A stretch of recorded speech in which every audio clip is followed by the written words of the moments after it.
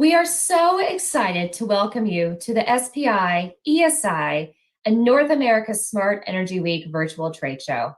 With nearly 200 participating exhibitors from across the renewable energy industry and 100 live education sessions, we are proud to bring you a robust, energy-filled 2 days of opportunity and access to the best of the industry. Take time and visit with all of our exhibitors who are available to live chat with you over the next 2 days.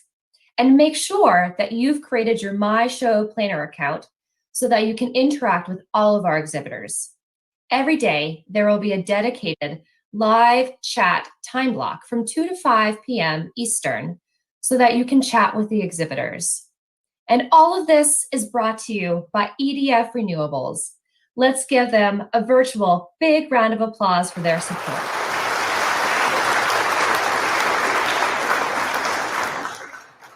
Now, we would like to recognize each of our sponsors for their support not only for SPI, ESI, and North America Smart Energy Week, but also their support to the industry. They truly contribute to the quality and success of this event. With that, our one and only highest sponsor at the megawatt level, SolarEdge. Also, be sure to check out and explore SolarEdge's interactive 360 virtual booth experience. You can easily access it from their virtual trade show booth, as well as here on the homepage of the virtual trade show. We'd also like to recognize our kilowatt level sponsors, Doosan GridTech, LG, EDF Renewables, Black & Veatch, and Jinko Solar. And for our watt sponsors, Baysfield, Eaton, Block Energy. Our premier sponsors, Enerbank USA, Nearmap, and Veritone. And for our supporting level sponsor, Solar Ranch Development Company. We are lucky to have some of the best-in-class industry partners any organization could ask for. We'd like to give special recognition to the California Fuel Cell Partnership, the eMERGE Alliance, Forth, and Solar Energy International, whose continued partnership has ensured we provide industry-leading content across the entire renewable energy landscape. Our industry partners play a key role in the success of SPI, ESI, and North America Smart Energy Week, and support our efforts to bring renewable energy industry professionals together to open the conversation about what is impacting the industry, best practices, and more. Now, stay tuned and watch this short instructional video that will walk you through how to create your My Show Planner and successfully navigate our virtual trade show so that you can see exhibitor demonstrations, access collateral, and even live chat through the virtual business cards that have been added by each exhibitor.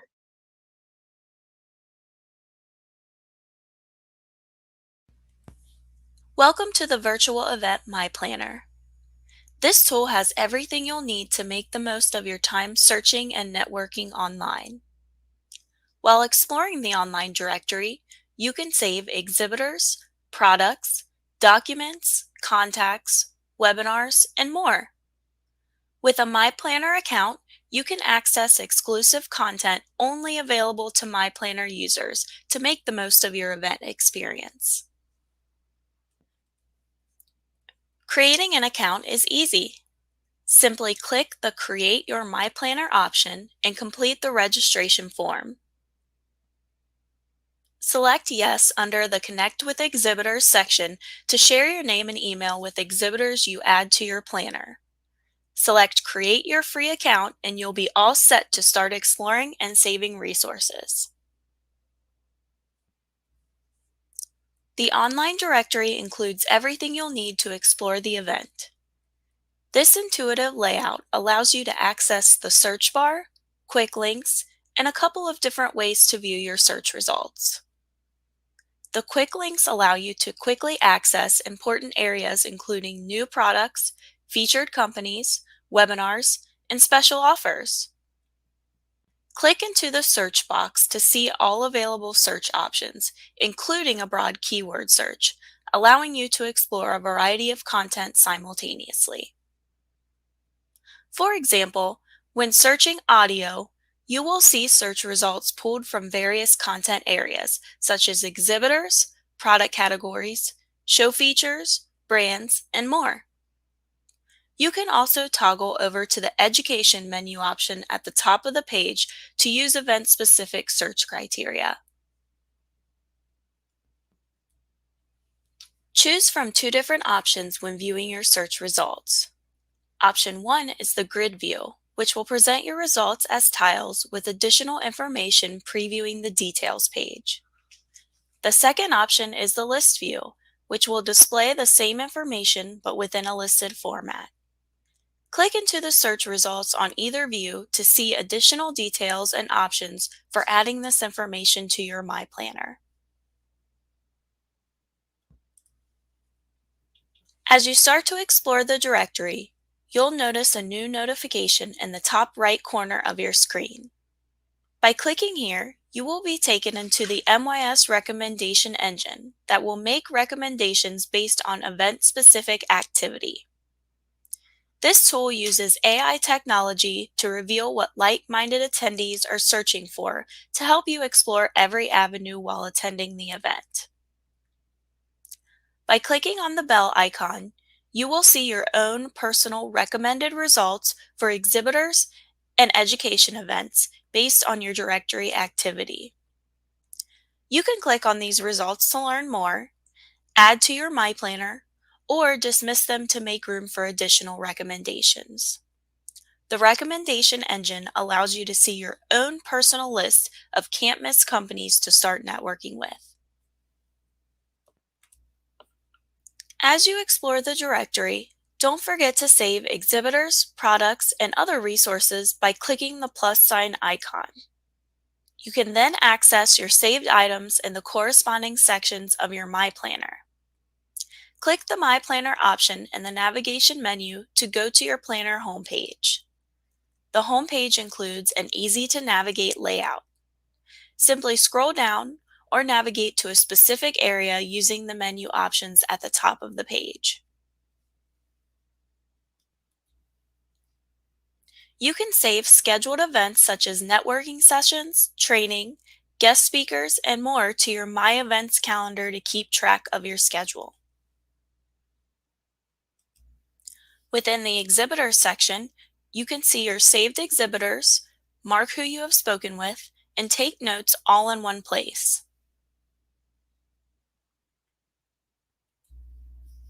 If you are interested in learning more about a new product featured on an exhibitor's listing, you can add them to your My Planner and they will be saved in your product section.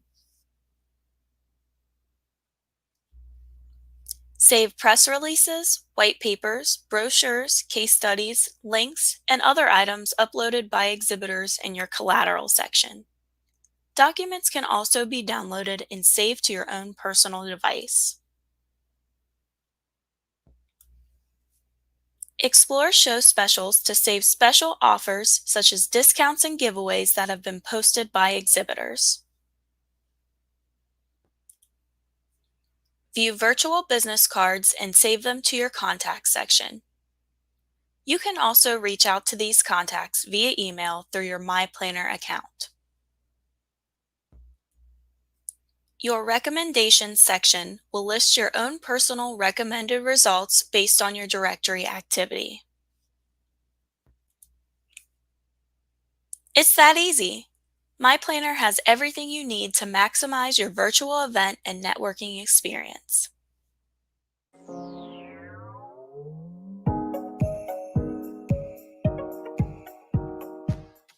The MYS chat is a way for attendees to connect with exhibitors in real time. My Show Planner users can easily engage with exhibitor contacts through the one-to-one chat function available through an exhibitor listing or through the new chat interface within the Planner dashboard. This feature is available to all My Show Planner users with just a few easy steps.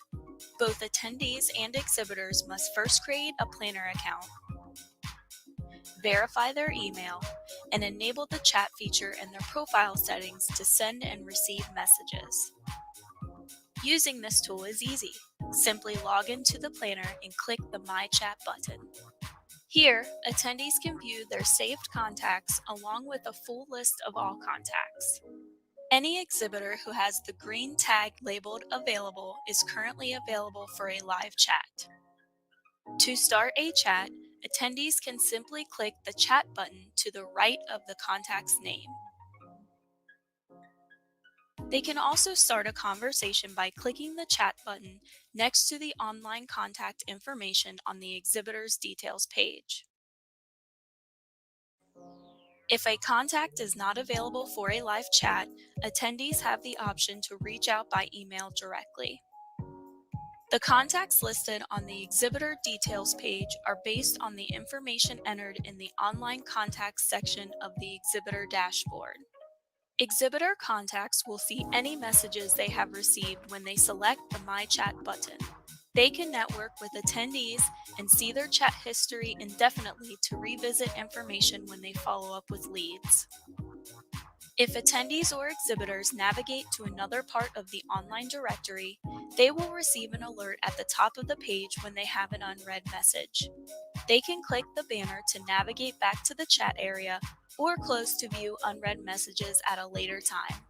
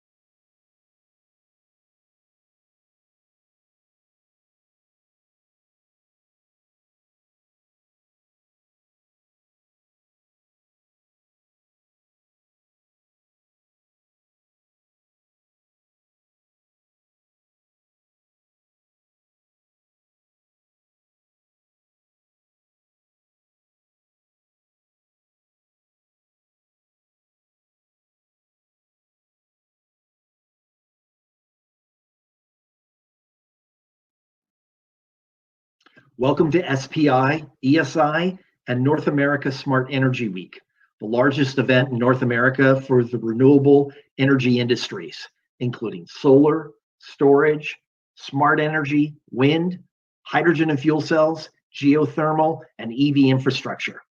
Thank you for joining us from your home office.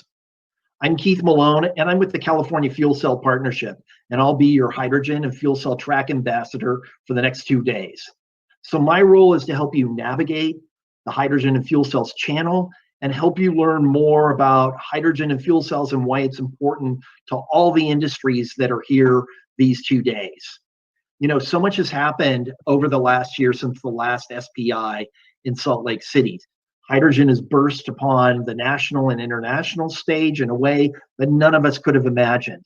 And we've worked closely with our colleagues at SPI to set up presentations and panel discussions that I hope will give you greater insight into what's happening, not just in California, but across North America and even beyond those borders. So some of these presentations include discussions of the US hydrogen economy roadmap that was released earlier this year, the energy storage and energy production projects that are happening in Utah. We're going to learn more about what's happening in China and so much more. And we have a lot of exhibitors here that are innovating and leading the charge in the hydrogen and fuel cell space. And I want to encourage you to head on over to the virtual expo hall to learn more about them. In particular, I want to highlight a few exhibitors that I think are worth your time and exploration. And they include Linde, Nel Hydrogen, Wire Tough Cylinders, and Worthington Industries. You know, I'm really excited for this opportunity to welcome you. I hope I'll have a chance to interact with you at the show and help you learn more about what's going on.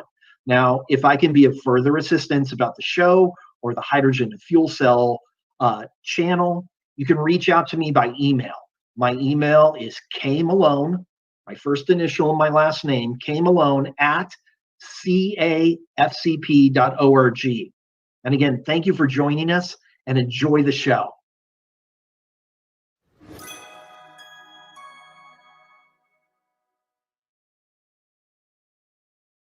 Hello, my name is Anthony Koo.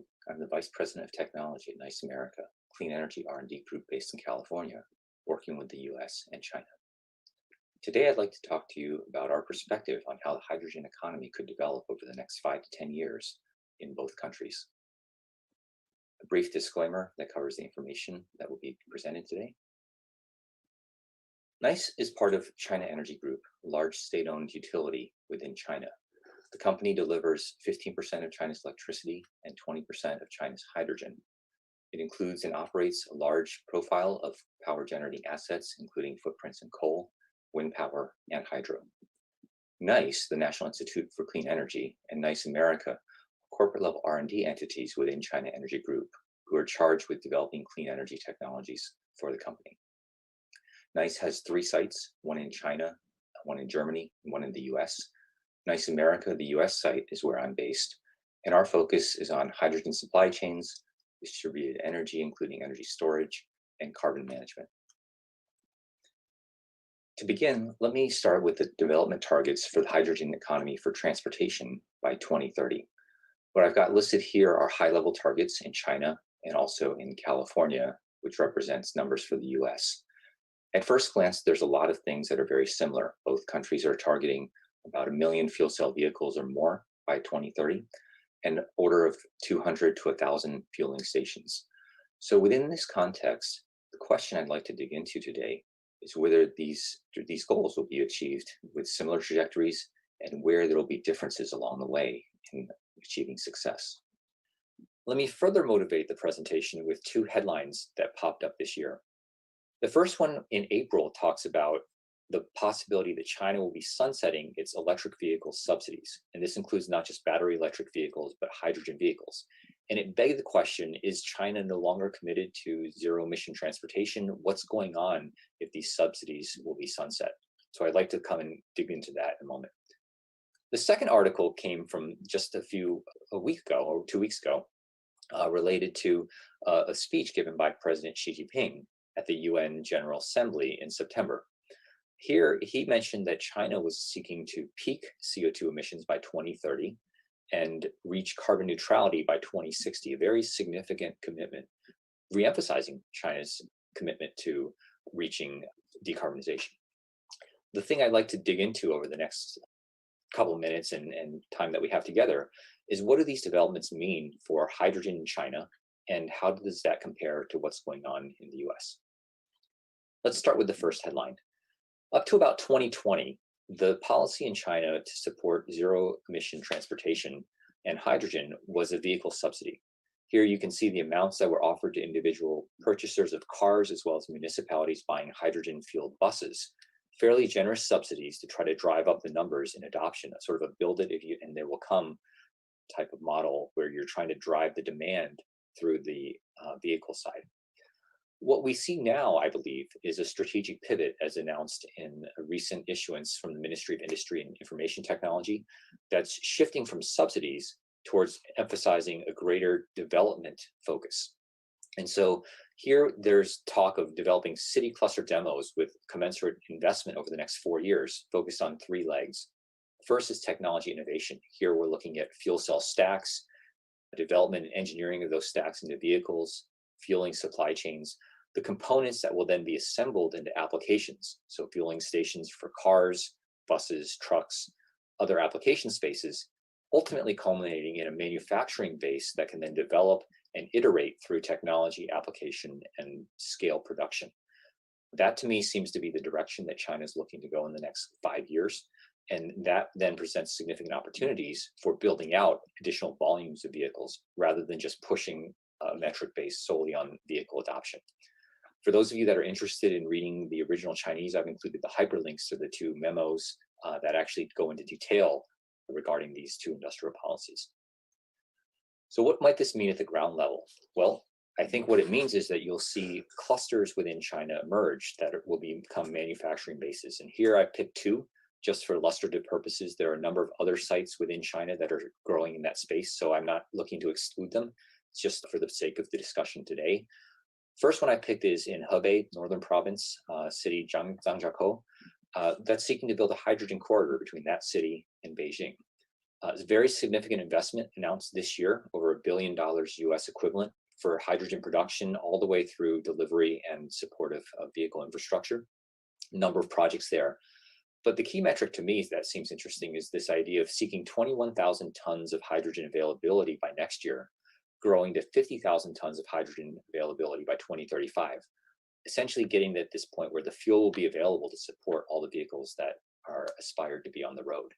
And the piece that really adds focus to this project is the 2022 Winter Olympics, where hydrogen and vehicle transportation technologies will be featured as part of China's hosting of those games.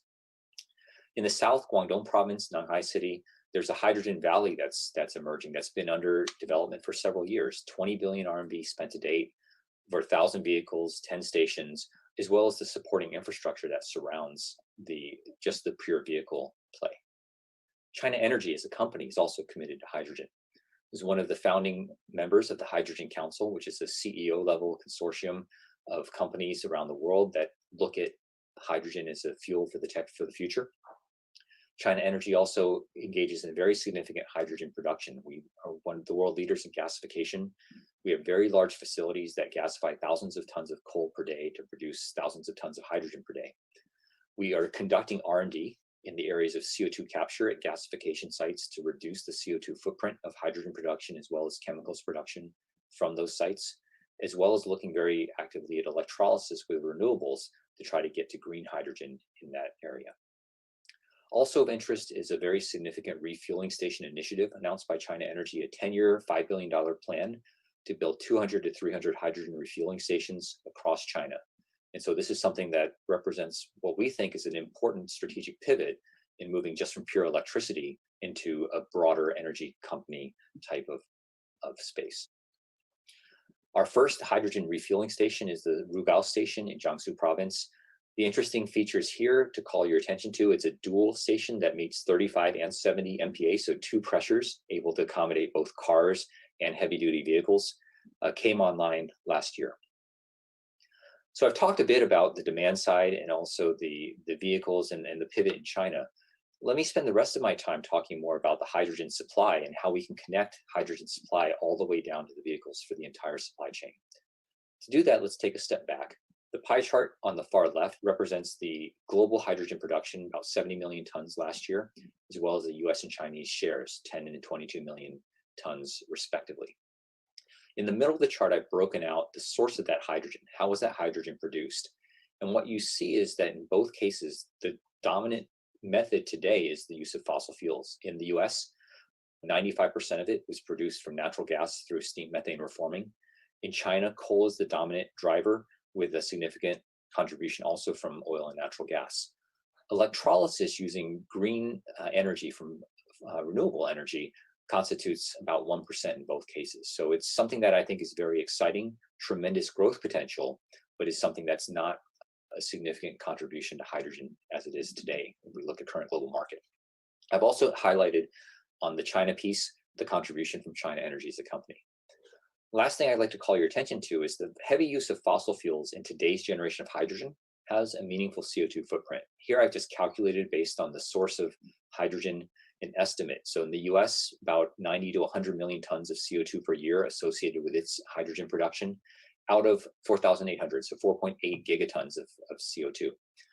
In China, because coal is more carbon intense than natural gas, you have a larger footprint, in part due to the coal intensity as well as the larger volume of hydrogen. You're about 3.5 times that of the US, but a smaller fraction of China's overall CO2 emissions.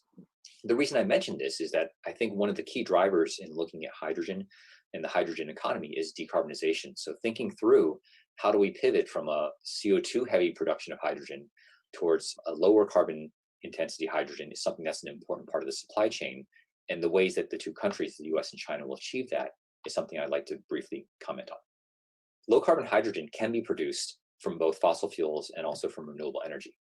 If you're using fossil fuels, in the case of natural gas reforming or coal gasification, you need CO2 capture and storage, where the CO2 is captured as part of the production process and stored underground or utilized in a way that doesn't allow it to get to the atmosphere. Typically, that's referred to as blue hydrogen. The use of green energy or clean energy from renewable solar, wind, or other zero carbon sources of electricity can split water into hydrogen and oxygen, and here the hydrogen can directly be used as green hydrogen. So green hydrogen and blue hydrogen are the two primary paths towards achieving low carbon hydrogen. A lot of exciting work going on both of those, and I'd like to comment on where those might be headed, at least from the perspective of our company, in the next couple of years. Before I do, I'd like to take a step back and issue a disclaimer, in effect, that low carbon hydrogen, I think, is not just a matter of getting renewable energy and splitting water or doing CO2 capture and getting the hydrogen that way. It's actually a very complicated question of reliability, production volume, and cost. And to illustrate that, let me take an aside and just share with you something interesting that I dug into in the past month or so. So as many of you know, in California, there's some very serious wildfires that have been burning for well over a month. In September, where I live in the Bay Area, there were a couple days where significant smoke and haze occluded the area to the point where the atmosphere actually was a reddish haze. You can actually see that in the bottom left, almost a Martian looking type of atmosphere. That haze also exists in China due to air pollution. Here you're looking at Beijing on a very bad day in the winter. And the reason I share this with you is I think this actually highlights an interesting component as you begin to scale up green and clean low carbon hydrogen production. The chart that I've plotted here shows you solar generation in California. This is data from the California ISO, the grid utility that's published every day. It's how much solar generation or solar energy is produced across the entire state. And they have data that you can look at for each day. So I plotted on the gray and the blue lines typical Septembers in a typical clear September day in 2019 and 2020. On September 10th, this day that the picture was taken where it looked like you were on Mars, you can see that orange trace, a reduction in solar intensity because haze reduces the effectiveness of solar cells. A 30% drop during the day in terms of the total amount of solar energy available in California on those bad days. I'm not saying that really this is going to be a showstopper with respect to solar powered electrolysis, but I think it's an important problem and an opportunity that requires attention. This idea that seasonal variability, wildfires, other things can impact the amount of electricity that's available, when it's available, and can shift things and require solutions in terms of reliability, production volume, when you're factoring in costs. How much redundancy do you need? All these questions that I think people are working very hard to answer, but are going to be absolutely necessary to solve in both the US, China, the rest of the world, if we're looking at very large scale hydrogen production that's going to be low carbon. In China, there are efforts underway for both blue and green hydrogen. In the area of blue hydrogen, as I mentioned before, you can do coal gasification with CCS. The company that I worked for, the Shenhua division, in 2012 completed a demonstration project where CO2 was captured from coal gasification at a rate of 100,000 tons per year, corresponding to 5,000 tons of hydrogen per year production scale. On the green hydrogen side, this year, the Bofeng Coal Company announced a project, 2 100 megawatt solar plants that would be used to generate electricity to split water and produce clean hydrogen, green hydrogen in that way. The numbers work out to about 14,000 tons of hydrogen per year. These are the current scales of production in China. So I just wanted to start off by calibrating you with these numbers. We'll come back to them in a moment. The last comment on this page is at the bottom. You'll see I have made some notes as to the amenability of blue and green hydrogen.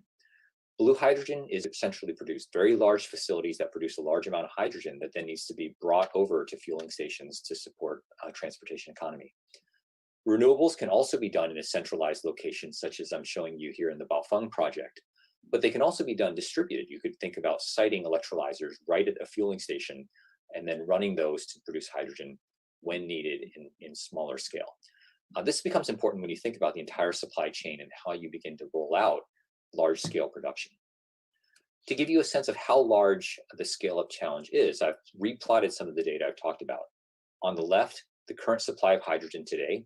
I've re-expressed these numbers from 22 and 10 million tons per year in thousands of tons per year units. In the middle, I've illustrated what the fuel demand would be, assuming that we reach these 1 million vehicle targets by 2030. If you're looking at light-duty vehicles, cars, it could be as low as 500,000 tons per year. If If you're looking at 1 million heavy-duty trucks, you could have a significantly higher demand for hydrogen. And if you compare those numbers with what the current supply is, it's a fairly significant fraction of the existing supply. Just to calibrate you, 1 million vehicles in California represents 1/15 of the total cars that are on the road right now in the state. On the right is both good news and bad news. The bad news is that the low carbon supply currently is very, very small. But at the same time, there's tremendous potential over the next decade to innovate and develop technologies that will allow us to scale up this infrastructure to be able to connect supply, low carbon supply, with the vehicle demand that we're trying to reach in some of these development targets in both countries. So the last thing I'd like to talk to you about is how we see that happening, how we at Nice America, China Energy see this developing. And connecting the supply and the demand, the production with the vehicles, really requires looking at the entire refueling pathway. And so what we've done is an internal analysis looking at different ways you can get hydrogen from production all the way to a vehicle. And here I've illustrated 5 different pathways. Pathway number 1, which I'll show you some more results on in the next page, is gaseous production at a central site, delivered in tube trailers, trucked on the road, and then delivered at a station. Pathway number 2 is this distributed path where you can bring the electricity to an electrolyzer right on site and then deliver that hydrogen to a vehicle. Options 3, 4, and 5 look at liquid delivery. So here, central production, liquefaction of that hydrogen, so converting it into a liquid, transporting that in liquid trailers, and then delivering that to a vehicle through a number of different pathways. This is something that we've looked at as a company much more carefully because of some of the advantages we think that exist in moving hydrogen as a liquid, higher density leading to lower costs, and then compression really advantages that help reduce the costs associated with delivering hydrogen in the right pressure for vehicles. Pathway number 1, I'm showing you some data here on our estimates of cost. A few caveats, the numbers here represent a central point. I'm not showing you the error bars nor a lot of the details, but what I am showing you is pathways for compressed gas distribution and the costs on the left for cars and on the right for a bus depot servicing a transit agency that's a much larger scale. The charts on each side begin with what we think the costs will be approximately in the US, and then on the right, what we think the cost of a nominally identical station in China will cost, with the differences related to capital costs, manufacturing scale, and energy costs highlighted by the bars that separate the 2 figures. Here, if you're interested in digging in the details, we've actually published some of this data, and it's again in the reference in the bottom left of this chart and also some of the next charts. Bottom line is we think the costs in China will be lower, but really the question then is how do the costs among the different pathways compare? So let me wrap up with this summary. What I'm listing for you here is several different chains connecting production, transportation, and station to get to a total cost of hydrogen delivered for a vehicle consumer. So this is what the vehicle, the car or the truck or the bus would pay on a dollars per kilogram basis, all normalized to US currency. The shaded rows are the ones I want to call your attention to. Those represent the low carbon options where the CO2 has been accounted for, either it wasn't produced in the first place from renewable energy or has been captured and stored. Rows 3 and 7 represent the fossil pathways, SMR with natural gas in the US, coal gasification in China. Here we find that liquid truck transport plus a liquid station does seem to have some pretty good cost advantages over some of the other options that might be available, especially gas transport in both countries. The green bars, or the green shading, chains 4 and 8, represent the distributed production. And so here, numbers are higher on a current basis based on today's numbers, but there's a lot of investment, a lot of exciting activity in electrolyzer technology. And we think that innovation can drive these numbers down to the point where they can be competitive or potentially even better than central production with liquid distribution. However, for right now, the numbers for us seem to indicate that liquid is something that we need to think about today, as well as investing in distributed electrolysis for the future. So that's where, as a company, we're spending our time thinking about and developing technologies. One of the technologies we're working on is a refueling system, a submergible hydrogen pump to more efficiently move liquid hydrogen, pressurize it, and deliver it under a variety of conditions that are desirable to an end user, a customer station, as well as reducing cost. This is a picture of a unit that we actually have in customer validation now. And our expectation is sometime next year we'll enter into service and begin to offer this as an option to support hydrogen refueling stations within the US. So let me close with a few summary statements. On the level of policy and strategy, I think China has had a pivot this year, but there does seem to be increasing clarity in the direction that the hydrogen economy will be developing in that country. I think the next thing to look for will be first quarter next year when the next 5-year plan is published. We should see indications of confirmation that that really is the path that will become the significant one over at least the next 5 and likely 10 years. Within the US, I think there's a lot of exciting things going on, especially in California, but in other parts of the country as well. And my personal hope is that after the national elections in November, the policy will continue to become more and more clear as to the landscape for the hydrogen economy within the US. Technology-wise, both countries have tremendous opportunities for supply chains. We actually do think that the supply chains will look different in each country, but from production through distribution through delivery, lots of opportunities for innovation as well as at the level of fuel cell vehicles. As I mentioned before, our bet is on liquid distribution today, as well as work for electrolysis in the future. But to conclude, I think the really big message I hope that you take away is that this is an exciting decade that we have coming up. The hydrogen to deliver and meet these targets for low carbon hydrogen and decarbonization of the transportation sector will require significant investment with lots of opportunities for innovation. And so for us as an energy company, it's really an exciting place to be, not just in hydrogen, but in clean energy in general. With that, I'd like to thank you for your attention and hope you found this presentation useful.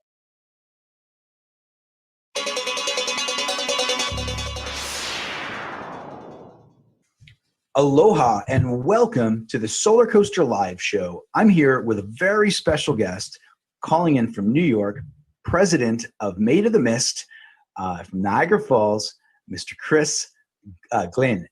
Tell us a little bit about yourself and your background, and of course everyone knows Made of the Mist, but how did this initiative get started?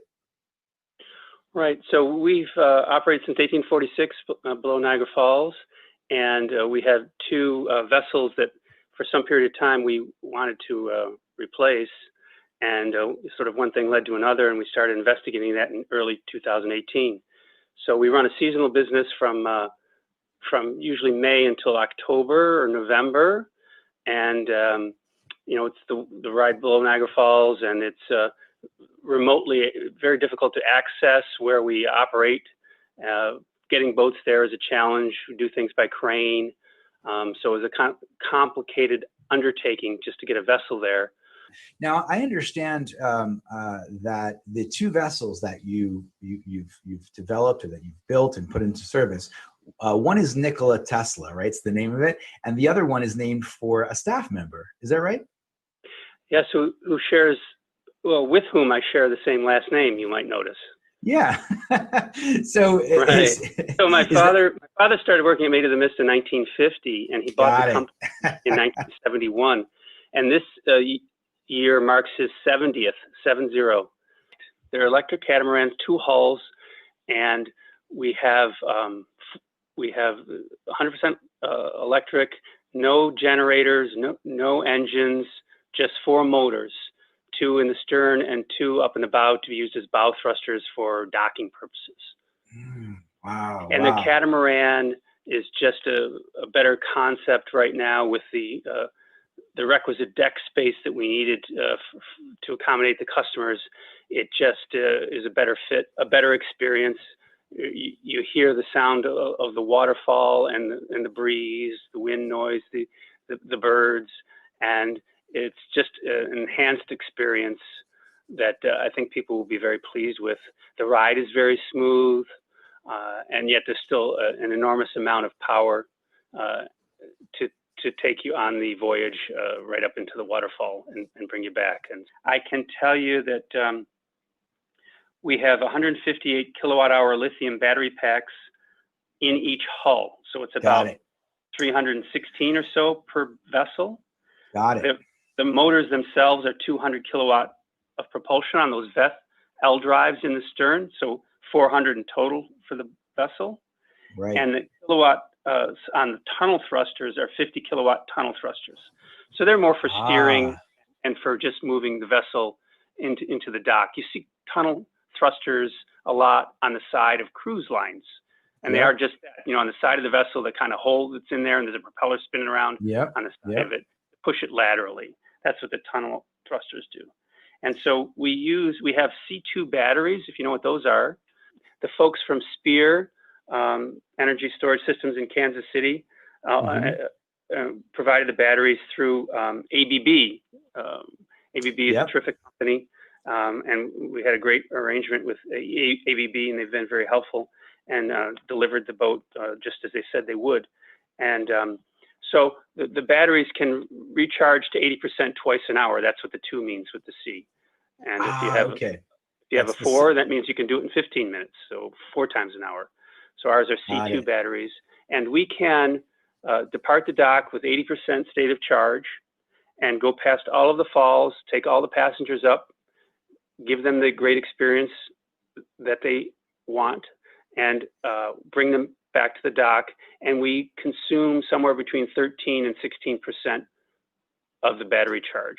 And then we stay at dock for 10 minutes. We go on a 20-minute voyage, stay at the dock for 10 minutes, and charge for 7 of those 10 minutes. And we can recharge up to 80%. So we can go all day long recharging the battery between trips as people are embarking and disembarking the vessel. And that's what makes this such a terrific system. And this is how we're going to work it going forward. There are 400 amps going into each hull for those 7 minutes to charge. It's a lot of power. So there's a company called Cavotec, and Cavotec provided the plugs, if you will. Do you feel like this iconic location is sending a message to the United States of what's possible? I mean, how do you feel being so early in this phase? Right. So when we first began discussing the concept and then realized that we would be able to accomplish it, we knew that we were taking a leadership role. But then, we've been here since 1846, and I can't say that we switched from sail to steam, but it was coal-fired steamboats and then diesel-powered engines, and they were wooden boats. And so generationally we've changed, we've advanced the company. That's one of the reasons why we're still here, and it kind of fit in that model. And but we do realize that there are not a lot of comparables to this, and we realize that a lot of people will notice what we're doing here. We want that to be the case. It's a famous attraction. Sustainability is important to us. It's important to the park in which we do our business and to New York State. And so it was a great fit. And so we're excited about it.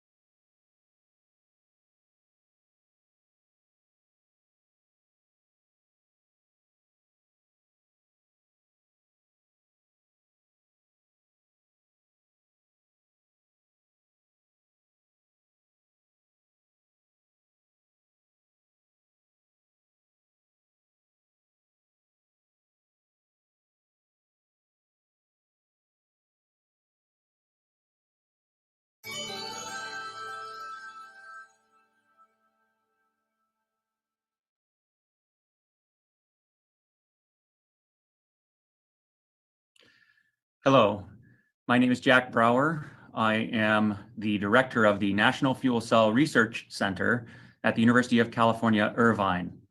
And today I want to ask and partially answer the question, do we really need hydrogen?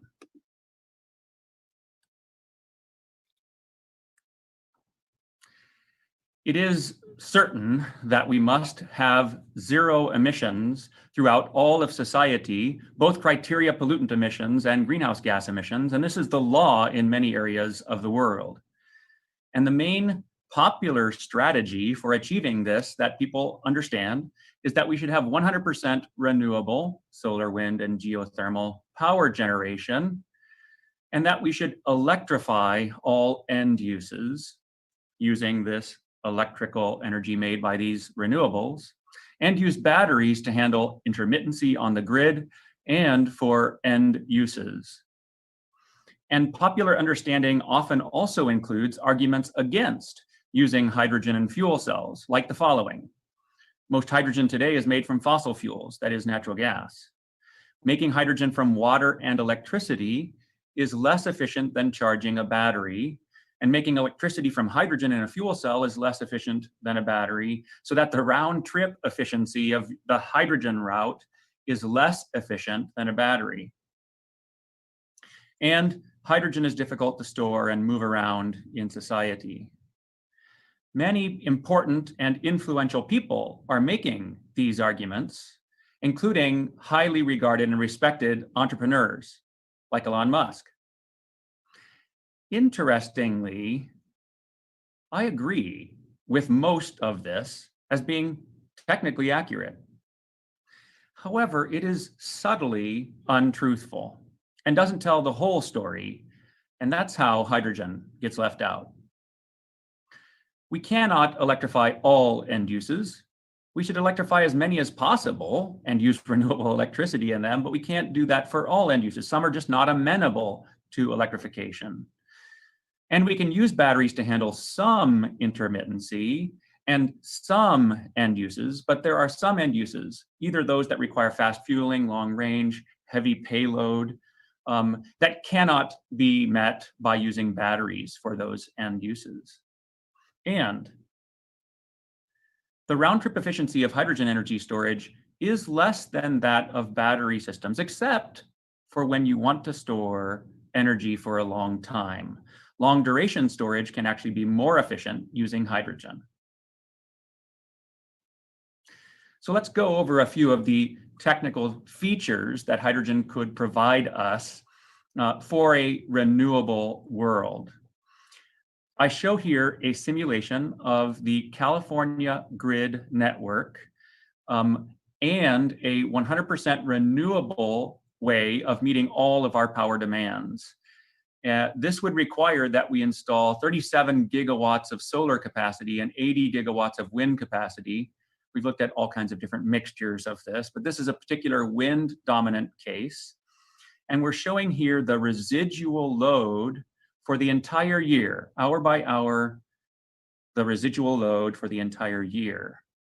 And what you can see is that the red data show periods of time in which power is being demanded by the state of California and no wind or solar power is available. So there is a deficit that is given by all the red data. And then all the blue data are all the surpluses when we have more wind and solar power available than is being demanded at that time. And the good news is that we can make it through the year on an energy basis. That is, if we integrate under the curve of all of the deficits, that amount of energy is less than the integral under the curve of all of the surpluses. So we have plenty of land, plenty of wind and solar resources available to make it through the year. Now what we have to do is move it around hour by hour, and even seasonally, as you can see from this excess that's primarily in the summer and the deficits that are primarily in fall and winter. So how are we going to do that? Today, we use our pumped hydro system. And our pumped hydro system, if we're able to turn all the pumps on at once, would have about 9 gigawatts of total electric energy that they would absorb. And then if we pumped and filled all the upper lakes of these pumped hydro systems, we would have this size of energy that's indicated by the size of this rectangle. So this amount of energy would be entailed by emptying all of the upper lakes through all the turbines to create electricity that we could return back to the grid. What you can see is that this pumped hydro system, even though it is a very large one, is insufficient for moving all this energy around. As a matter of fact, it's insufficient both in power and in energy for moving it around. So some people think that we could use battery electric vehicles for moving this energy around, day by day at least. If we converted all of the light and medium duty vehicles in the state of California to electric vehicles, and we used them only for powering and storing energy for the grid, this is how large it would be. This rectangle, okay, has pretty high power rating, but a very small amount of energy.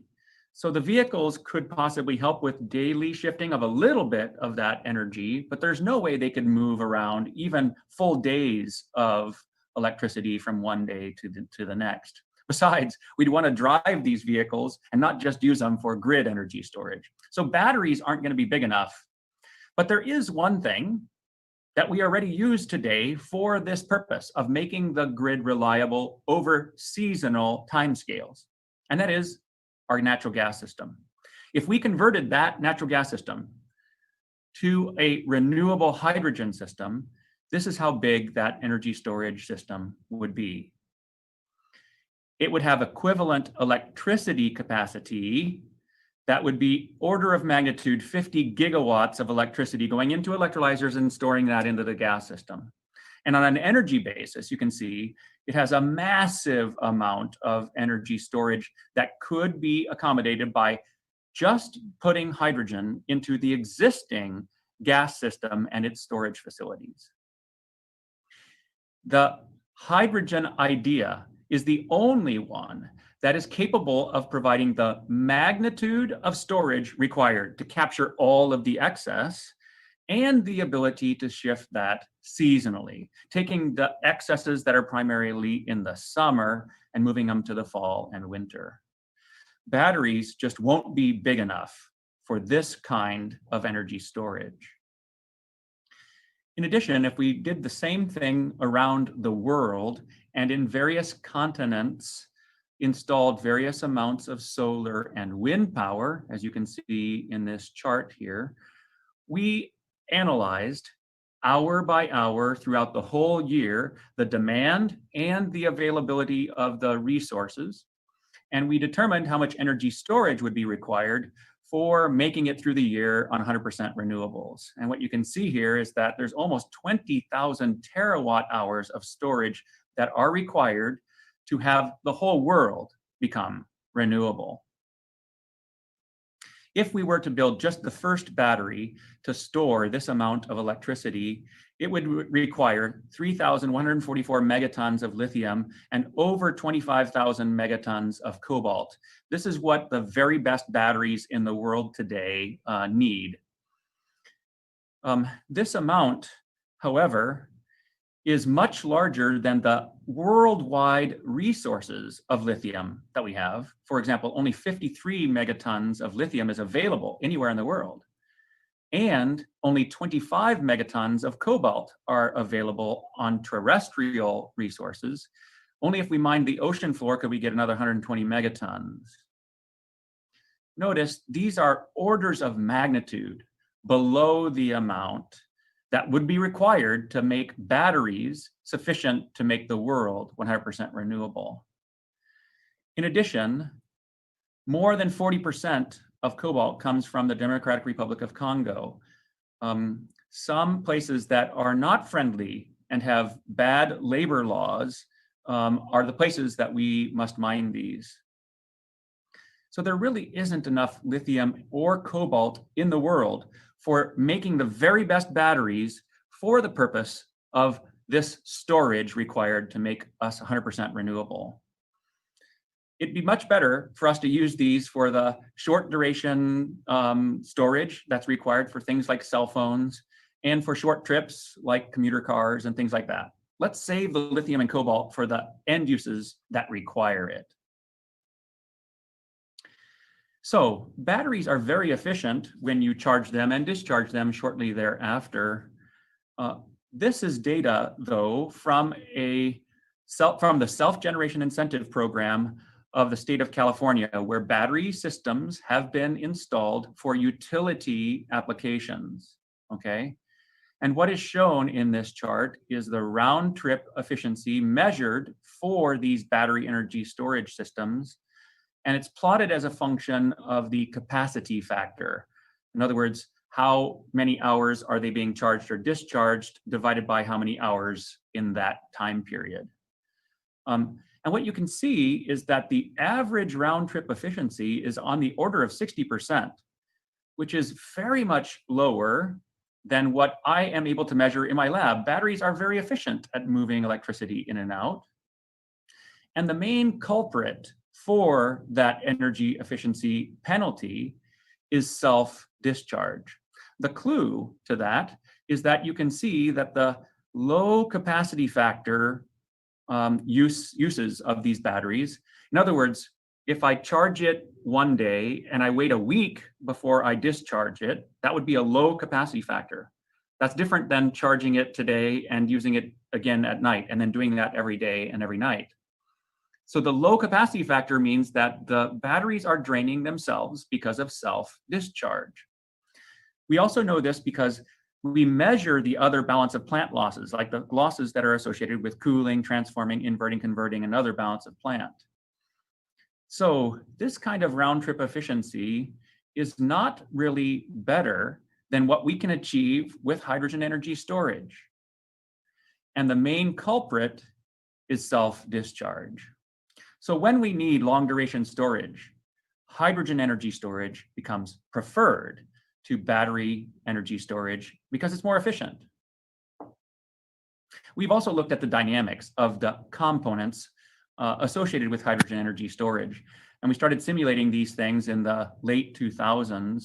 This comes from a paper we published in 2013, in which we looked at Texas wind power dynamics and an adjacent city's demand. And this green line shows the dynamics of the wind farm power. And this magenta line shows the power demand by the adjacent city. And Texas has experienced some challenges with managing the dynamics of wind. And as a matter of fact, there were negative prices that were being experienced even in this time frame. And also some instances in which the grid had to be, the wind power had to be shut down, or else it would have disturbed the whole Midwestern power grid. So we looked at the idea of using an electrolyzer to take excess wind power when it was available above the demand of the city, and in this blue category here, make hydrogen and stuff it into an adjacent salt cavern. And then when wind was available as a deficit, you can see these pink areas here, we would take it out of the salt cavern through a fuel cell and make electricity so that the demand of the city could be met with 100% wind power. Now you should know that salt caverns were not in use during this time frame, 2013, but since then, there's already 2 operating salt caverns that are storing hydrogen in Texas. And this is known now, a proven ability of salt caverns to store and safely store with very little leakage rates, okay, hydrogen for this purpose. And what we found is that the hour by hour, day by day, week by week dynamics of the salt cavern storing hydrogen could be handled well. The pressure and temperature were stayed within nice bounds.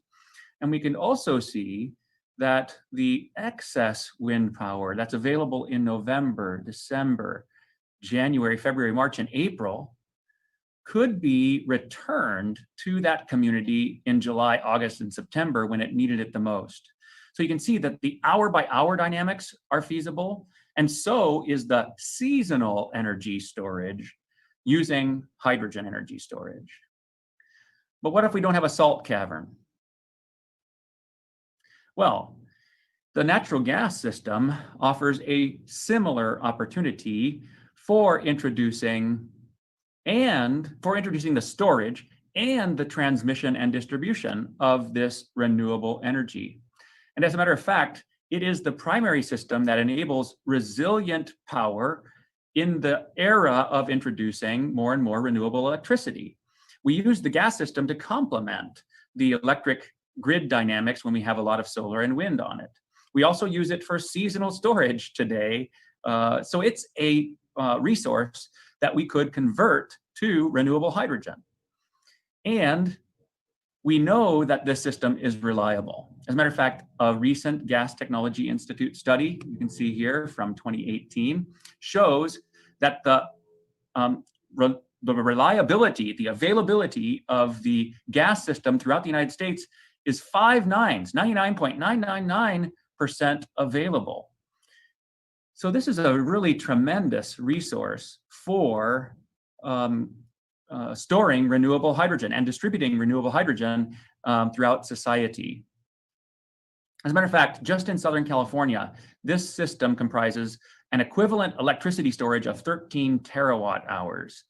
This is basically worth $2.6 trillion in future battery costs, according to the US Department of Energy. Even if we just stored 5% hydrogen in this gas system, it would be equivalent to $130 billion being invested in the equivalent battery. These are really valuable contributions. As a matter of fact, I wanted to put it into a context that I better understood. Like, for example, the annual tuition and fees at UC Irvine. We could send the entire Orange County population, 2.246 million people, to 4 years of education at UC Irvine, and that would only cost $39 billion. We could, on the other hand, make all University of California schools tuition free for only $4.7 billion. The energy storage value of 5% hydrogen in the gas system, okay, could, off the interest only, make all University of California schools free forever. This is how valuable this asset is. It's so massive that even just using 5% of it would enable us to install many, many more sun and wind farms throughout the state of California. This is the great value, is that immediately upon adopting a hydrogen injection standard, we could introduce way more sun and wind on the electric grid. And we know this system is reliable. It's proven itself through all kinds of disasters. Things like the San Diego blackout in 2011, winter storms like Alfred and Sandy, the California earthquake in Napa fairly recently, data center outages in Utah, Hurricane Joaquin, the Napa fire, Japanese super typhoons, the Manhattan blackout just last year. In all of these instances, the natural gas system delivering gas underground to stationary fuel cells have proven reliable and backup and primary power during these outages of the grid otherwise. So I suggest that we should immediately adopt a standard for mixing up to X%. Various countries have up to 12% already approved for injection in their gas systems. We could do the same here. And then we could piecewise transform this underground resource to something that delivers renewable energy in the form of hydrogen. I want you to think about the possibility of installing solar power in this 20-mile by 20-mile square area only, and turning off the valves here at the border between Arizona and California so that we could use the 4 pipes that are running through this region, okay, for transmitting and distributing all of the hydrogen we made from this solar farm here. And we looked at the dynamics of each of those pipes and the pressure that would go up and down every day as the sun was making this renewable hydrogen. And we saw that we could meet 40% of all electric demand by this one project without exceeding the safety limits of pressure in each of these pipes. So just by converting those 4 pipes and the downstream assets to hydrogen operation, we are able to introduce 40 points of renewable content into this Southern California grid. This is how massive that resource is and how capable that resource is in moving renewable energy around in society. 40 points with just this one 20 by 20 mile project. And fortunately, I'm not the only one that's realizing by objective analysis that hydrogen will be important for our zero emissions future. I was fortunate to work with some outstanding scientists and engineers from all around the world, led by my colleague Steve Davis here, to analyze and then publish in Science this paper on net zero emissions energy systems. And hydrogen is featured prominently in this as a zero emissions fuel for things like ammonia production, steel and cement manufacturing, and for making fuels for heavy duty applications like aviation and long haul trucking. And you can see here, other things are also required, like sun and wind power and the like, but we couldn't achieve zero emissions without also including the hydrogen vector. And I'm not the only one, neither are all of my colleagues in that Science paper the only one talking about this and doing something about this. There are major projects being announced throughout the world, and recent ones I'm showing here. This is a 3% pipeline injection of renewable hydrogen made by Hydro in Canada. Here is a 10 gigawatt wind farm in the Netherlands, just announced in February of this year, in which they are making renewable hydrogen from this wind farm. And hydrogen can already be injected at 12% throughout the natural gas system in Holland. In May, a $300 million green hydrogen project was announced in Western Australia. And Australia has already established shipping of hydrogen between Japan and Australia, a major world first. And many other jurisdictions, including Germany, which I'm showing here, but also France and Portugal and the UK and Japan and Australia have all announced major initiatives for funding of hydrogen introduction into society. As a matter of fact, this is a 9 billion euro announcement for the National Hydrogen Strategy of Germany. So I want to end this discussion with 2 Gedanken experiments, a thought experiment named like Einstein called it. And the first is to consider and then analyze whether or not the LA Long Beach port complex and all of the traffic from ships in and out and all of the traffic from trucks and trains in and out could be made completely zero emissions using hydrogen and hydrogen energy conversion systems alone. First, we analyze the container ships themselves. And what we show here is the percentage of original cargo space and net tonnage that is available for the various zero emission options. And what you can see in the blue color is hydrogen liquid plus fuel cell powering of the ships. And in almost all of these cases, those ships can carry the same number of containers. Okay? They are not diminished in either volume or weight for carrying the same number of containers. Now, if we use gaseous hydrogen, some of the volume of the shipping container must be used to store the hydrogen. And so you have less number of containers that you can carry. But both of these are far better options than any of the battery cases we considered, which at the most could contain 40% of the original capacity.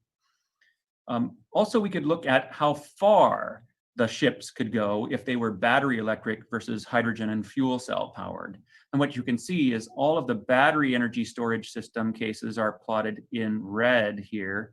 And the green cases are the hydrogen gaseous storage plus fuel cell, and the blue cases are liquid hydrogen storage plus fuel cell. And what you can see is that these container ships that are fueled by hydrogen and fuel cell technology can go over 17,000 nautical miles and still carry more than 90% of the original cargo they carried with diesel. But none of the battery cases can go 1,700 nautical miles. And even if it goes 1,400 nautical miles, 14,000 nautical miles, it can only carry 10% of the original payload. So it's really not feasible to electrify ships using batteries. It is possible to electrify ships using the hydrogen vector. You make hydrogen using renewable electricity, and you put that renewable hydrogen on the ships. So if we were to use hydrogen to make the entire port of LA Long Beach zero emissions, how would we make the hydrogen? Is that feasible? We would need 8.9 million tons of hydrogen every year. So we started to look on the offshore wind opportunities along the California coast. And we looked at 3 major wind farms there.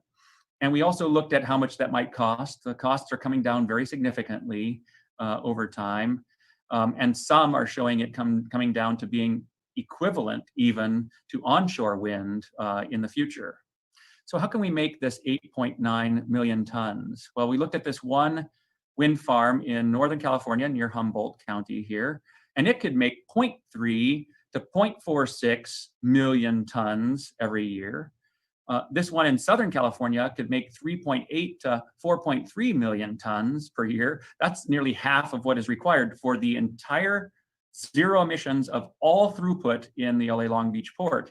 And we could also install some wind farms in inland. And with 3 large wind farms, all making renewable hydrogen, we could completely make the LA Long Beach port zero emissions, zero carbon emissions, zero greenhouse emissions, zero criteria pollutant emissions for all the ships, all the trains, all the trucks, the entirety of it with 3 wind farms. Of course, you could make this using solar panels and solar production as well. We just want to show that it's feasible in this thought experiment. How about another thought experiment? Can data centers that require super reliable, 99.999% reliable power be also made 100% zero emissions using the hydrogen vector? We've looked at battery energy storage as one of the options. We've looked also then at the wind and solar power that could be sent primarily to the data center when it was available at the same time the data center was up and running, and then the excess power would be made into hydrogen. Or we looked at cases in which you could make you could take all of the wind and solar power and you could make hydrogen out of it and then send hydrogen into the data center to power all of the servers continuously. And we're looking in various jurisdictions because the wind and solar dynamics are different in various places. And we're analyzing whether or not we could actually make it through the whole year reliably based on only this sun and wind power. And these are some of the assumptions of our models. The power generation associated with the solar panels and the wind turbine with its cut in and cut out speeds. But in particular, I want you to notice that we are using a 75% electrolyzer efficiency and 55% fuel cell efficiency, much, much lower round trip efficiency associated with the hydrogen and fuel cell case than for the battery cases we are looking at. We also are accounting for all that is required to liquefy the hydrogen, its capital and operating and maintenance expenses, as well as the liquefaction energy requirements. We also have some boil-off losses that we are including in the hydrogen cases and some self-discharge that we are considering in the battery cases. So here is some of the results that we had from optimizing the system and designing it for meeting the data center power reliably. This happens to be for the Wyoming location. It varies in various locations. And one of the optimizations you could run is try to make more of the power from the sun and the wind go directly to the data center. And to do that, you'd like to have about a 50-50 mix of sun and wind, as is shown here, where 50% wind and 50% solar is installed. If you want to, on the other hand, minimize the energy storage system size, which is shown on this orange curve here, then you'd want to install more solar energy and only 15% wind power. And then if you'd want to install the minimum amount of installed renewable capacity, then you would want to have 100% wind power since it has a higher capacity factor. So what's the levelized cost of electricity for a zero emissions data center then that would use various options for making it through the year reliably? We're showing here two cases. One is a hydrogen case and the other is a battery case, okay? And we're showing all of the aspects of the data center making it through the year, buying all of the solar and wind power, okay, for each case. And notice here, because of lower round trip efficiency of the hydrogen case, we have to purchase more wind and solar power than we do in the battery case, okay? And we have to buy an electrolyzer and a fuel cell, and we have operations and maintenance charges for all of these. And we also have to buy the liquid hydrogen storage capabilities, and we have O&M and other aspects of operating this over time that we must account for. We do the same for the battery case, accounting for the size of the battery that's required to make it through the year, the purchase of the battery itself and all the power conversion equipment, and its operations and maintenance, okay? And when we calculate then the levelized cost of a 100% renewable data center, accounting for all of the operations and maintenance and the original equipment you have to provide to make it through every one of these years, we get a levelized cost of electricity at the bottom line here of about $120 per megawatt hour for the hydrogen case. For the battery case, on the other hand, because we have to purchase such a huge battery, and because it doesn't have independent scaling of the energy conversion components and the energy storage components, like the hydrogen case does, we end up with a $4,798 per megawatt hour levelized cost of electricity in the battery case. This is mainly because we need so much energy and not so much power. In the hydrogen and fuel cell case, we can size the electrolyzer kind of small and the fuel cell kind of small, and the storage tank large. To get more energy storage in the battery case, you just have to keep buying more and more batteries. As a matter of fact, every single hydrogen case for meeting data center requirements with 100% renewable energy for the whole year is significantly cheaper than the battery energy storage case, making it through the year. If you have to account for all the storage and want to have 100% renewable, hydrogen is always going to be cheaper than batteries. Now, I only described a few of the features that I know make hydrogen essential for achieving zero emissions. I encourage you to look at a paper we wrote and published in 2019 that's called Hydrogen is Essential for Sustainability. It has 11 features of hydrogen that are fully described and that are fully referenced, and I encourage you to read it, published here in the journal, Current Opinion on Electrochemistry. Please look at all of what we are trying to argue there for features that hydrogen provides for our zero emissions future. So, do we really need hydrogen? Hydrogen is required for zero emissions. Thank you for your attention.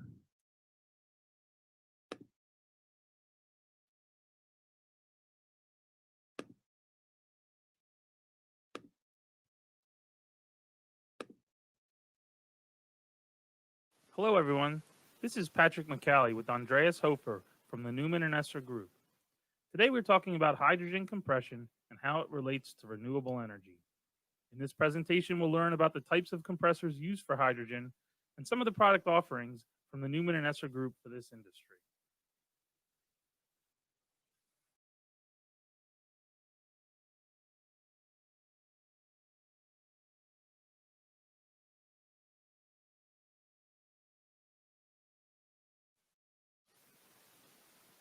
You may have seen hydrogen in the news recently with headlines proclaiming that green hydrogen is on a path to be competitive with fossil fuels in the next decade. Also, major auto and truck manufacturers are developing new zero-emission hydrogen fuel cell vehicles. Compression plays a critical role in the processes used to unlock hydrogen energy, so we are glad that you can join us as we dive into the details of hydrogen compression.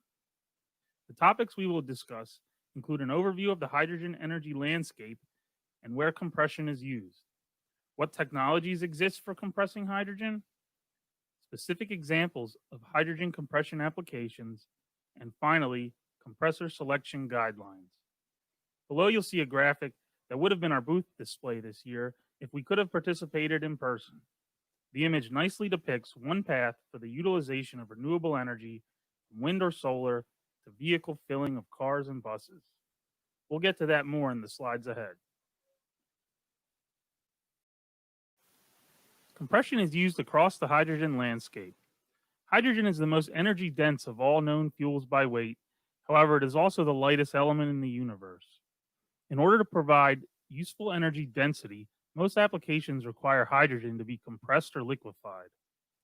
The graphic on this slide is from the U.S. Department of Energy's H2 at Scale initiative. It shows the sources and use of hydrogen and how these relate to the energy infrastructure.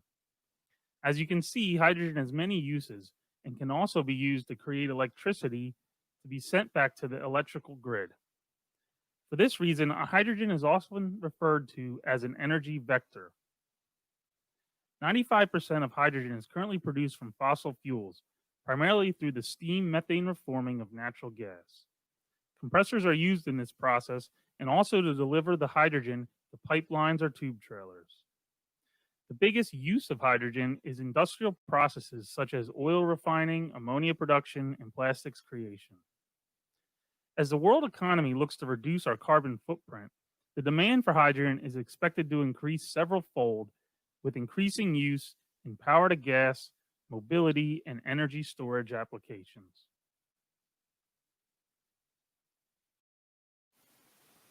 Here we see another graphic showing the specific use of compression in the hydrogen economy. In the top left, we'll see that biomass is used to create renewable natural gas, which is then compressed into pipelines or can be used to make renewable hydrogen. Hydrogen created from electrolysis can also be compressed into pipelines, tube trailers, or even at very large quantities into salt caverns. The development of turbines capable of running on hydrogen mean that green hydrogen can be used for long-term energy storage capable to handle even peak seasonal demands. For the transportation sector, hydrogen needs to be highly compressed to provide the required range to match traditional internal combustion vehicles. Pressures up to 1,000 bar are achieved with Hofer diaphragm and piston compressors. Next, we'll discuss the types of compression technologies that can be used to compress hydrogen. Two compression principles are generally available. They are the fluid dynamic principle, consisting of axial and centrifugal compressors, and the positive displacement principle with types reciprocating compressors of that piston and diaphragm compressors, and rotary compressors with sliding vane and screw compressors. On the right, you can see a picture of a centrifugal compressor, and below it, a reciprocating compressor. When faced with selecting a compressor, engineers may start by consulting a diagram, such as the one pictured here, that compares the operating envelope of different types of compressors. As you can see, there's quite a bit of overlap. Each type of compressor has pros and cons for a specific application. For hydrogen, the story is more complex. Hydrogen is a difficult application for centrifugal compressors since the flows are typically low and the low molecular weight of hydrogen yields low compression ratios. For comparison, a centrifugal compressor compressing hydrogen will need 3 times the tip speed of the same compressor compressing natural gas. Rotary compressors are limited in discharge pressure for some of the high pressure applications required for hydrogen. Again, the low molecular weight of hydrogen is also an obstacle. Reciprocating compressors, however, are capable of both high pressure and high compression ratios, making them an excellent choice for hydrogen applications. Now we will look at some examples of where reciprocating compressors are used in hydrogen applications. This first one is a hydrogen pipeline compressor. It's a Newman and Esser non-lubricated reciprocating compressor that is single stage with 3 vertical throws. This compressor will be installed in a pipeline between Antwerp and Rotterdam that's about 90 kilometers long and will be used to boost the hydrogen pressure. The flow rate is about 75,000 normal meters cubed per hour. As you can see, a 3D model is generated so the customer can lay out their facilities with provisions in mind for maintenance and access with forklifts. This next compressor was made for the production of liquid hydrogen. It is a Newman and Esser 3-stage horizontal compressor on our largest frame size, the 500. The flow rate of this machine was approximately 8,000 kilograms an hour with a motor power of 10,000 horsepower. Alternative uses of compressors of this size could include the storage of hydrogen in salt caverns up to 200 bar. Here the compressor is shown on the test bed during the mechanical test run that is standard for all of our reciprocating compressors. Here we have a hydrogen compressor for cylinder filling. This is a Hofer diaphragm compressor that is 2 stages. It's a common configuration for filling cylinders up to 200 bar, although configurations exist for filling cylinders to 600 bar and above. Our next example is for hydrogen refueling stations. Hofer diaphragm compressors or Hofer TKH oil-free piston compressors can both be used for hydrogen refueling station applications.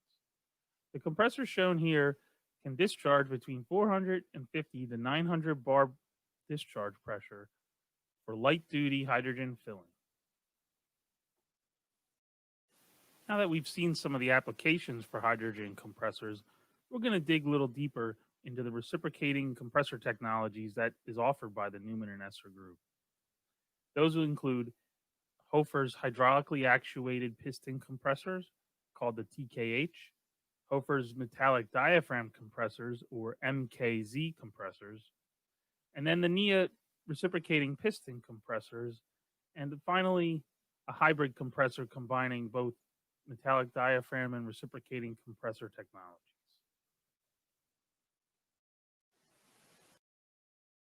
The first type of reciprocating compressor we'll talk about today is the Hofer model TKH hydraulically actuated piston compressor. These compressors are oil-free on the gas side and come in single or 2-stage varieties. They have the unique ability to start and stop anytime and are able to start up against full inlet pressure. They are ideal for container installation due to their compact size and the ability to remote mount the hydraulic unit in a non-explosion proof area of the container. The capacities are limited to about 400 normal meters cubed per hour, but again, their compact size make them ideal for putting multiple units into a single installation. Here we have an animation of a TKH compressor. Hydraulic fluid enters the center of the compressor from the hydraulic power unit. A switching mechanism in the hydraulic unit changes the direction of the oil and reverses the piston.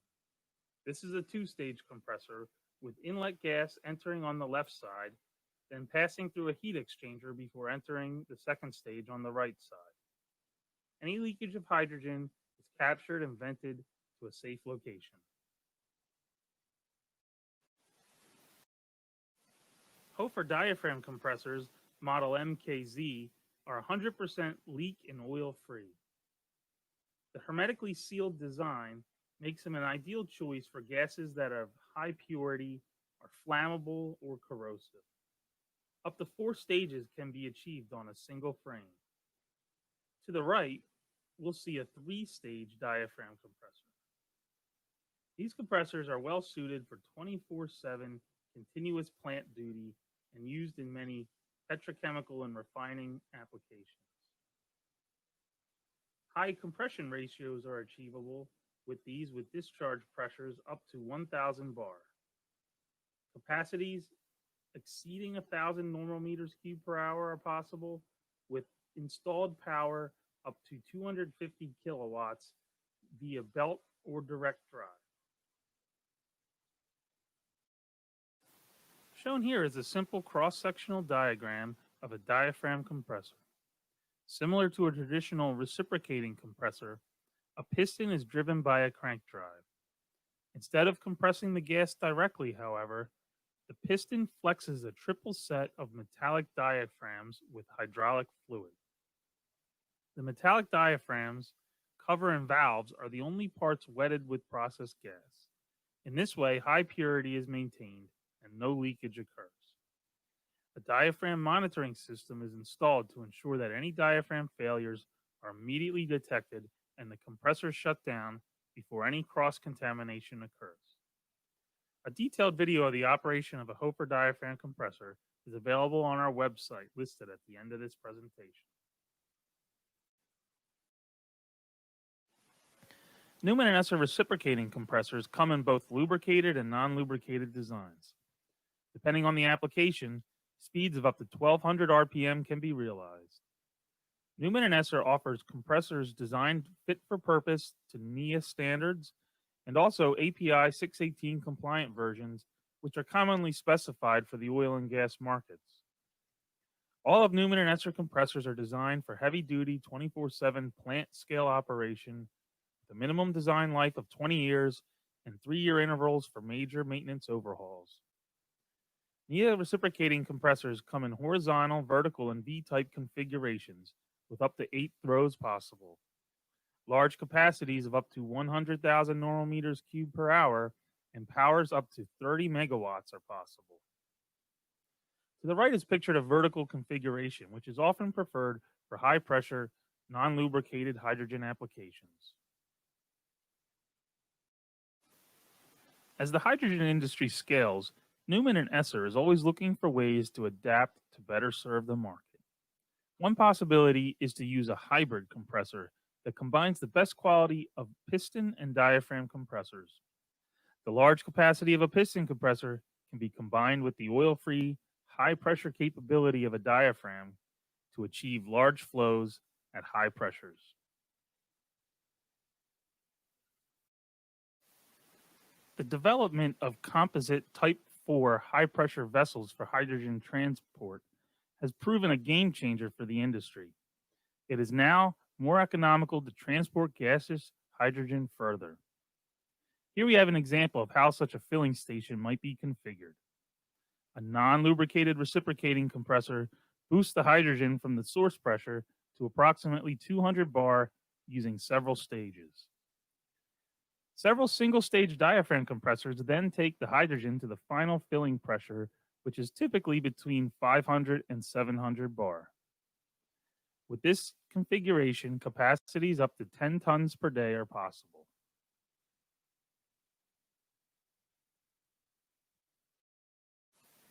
Once the hydrogen is delivered to a refueling station, what is the best compressor to use for filling the vehicles? The answer depends on several factors, including the source of hydrogen, the capacity of the refilling station, and the type of vehicle being filled. Light-duty vehicles, primarily passenger cars, are filled to 700 bar. The typical high-pressure storage in the filling station is up to 900 bar. Heavy-duty vehicles, including trucks and buses, and also material handling vehicles, typically fill to 350 bar with high-pressure storage up to 500 bar. TKH compressors are well suited for small to medium filling stations. These are often supplied by hydrogen tube trailers. And TKH compressors have the advantage that they can accept the high inlet pressures and also start and stop as frequently as needed. The compact size of the TKH compressor make them the best choice for mobile refueling stations that can be mounted in trailers and moved to where needed. Diaphragm compressors are a very versatile choice for hydrogen refilling stations. The capacity can vary from small to large stations. They're the best choice for hydrogen stations with a lot of demand, as the maintenance frequency will be less than TKH compressors. Diaphragm compressors are also capable of accepting low inlet pressures, which makes them a good choice as boil-off gas compressors for stations supplied with liquid hydrogen. As the industry scales and very large capacity stations are required, hybrid compressors or a combination of reciprocating and diaphragm compressors in series can be applied.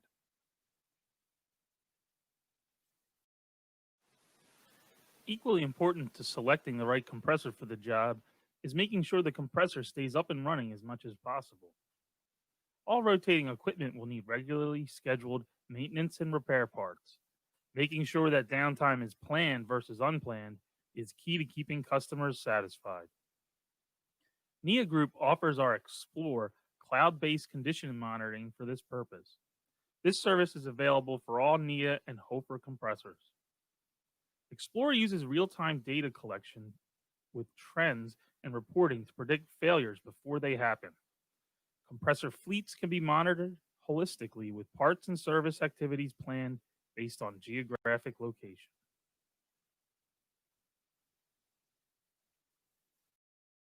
From its humble beginnings in 1830, Newman and Esser has grown to over 1,200 employees worldwide with 25 global locations. Hydrogen compression has always played an important part in Newman and Esser's portfolio, and the position has been strengthened over the years with new product development and acquisitions, including Andreas Hofer. As a family-owned business since conception, Newman and Esser is committed to playing a role in a sustainable future for generations to come.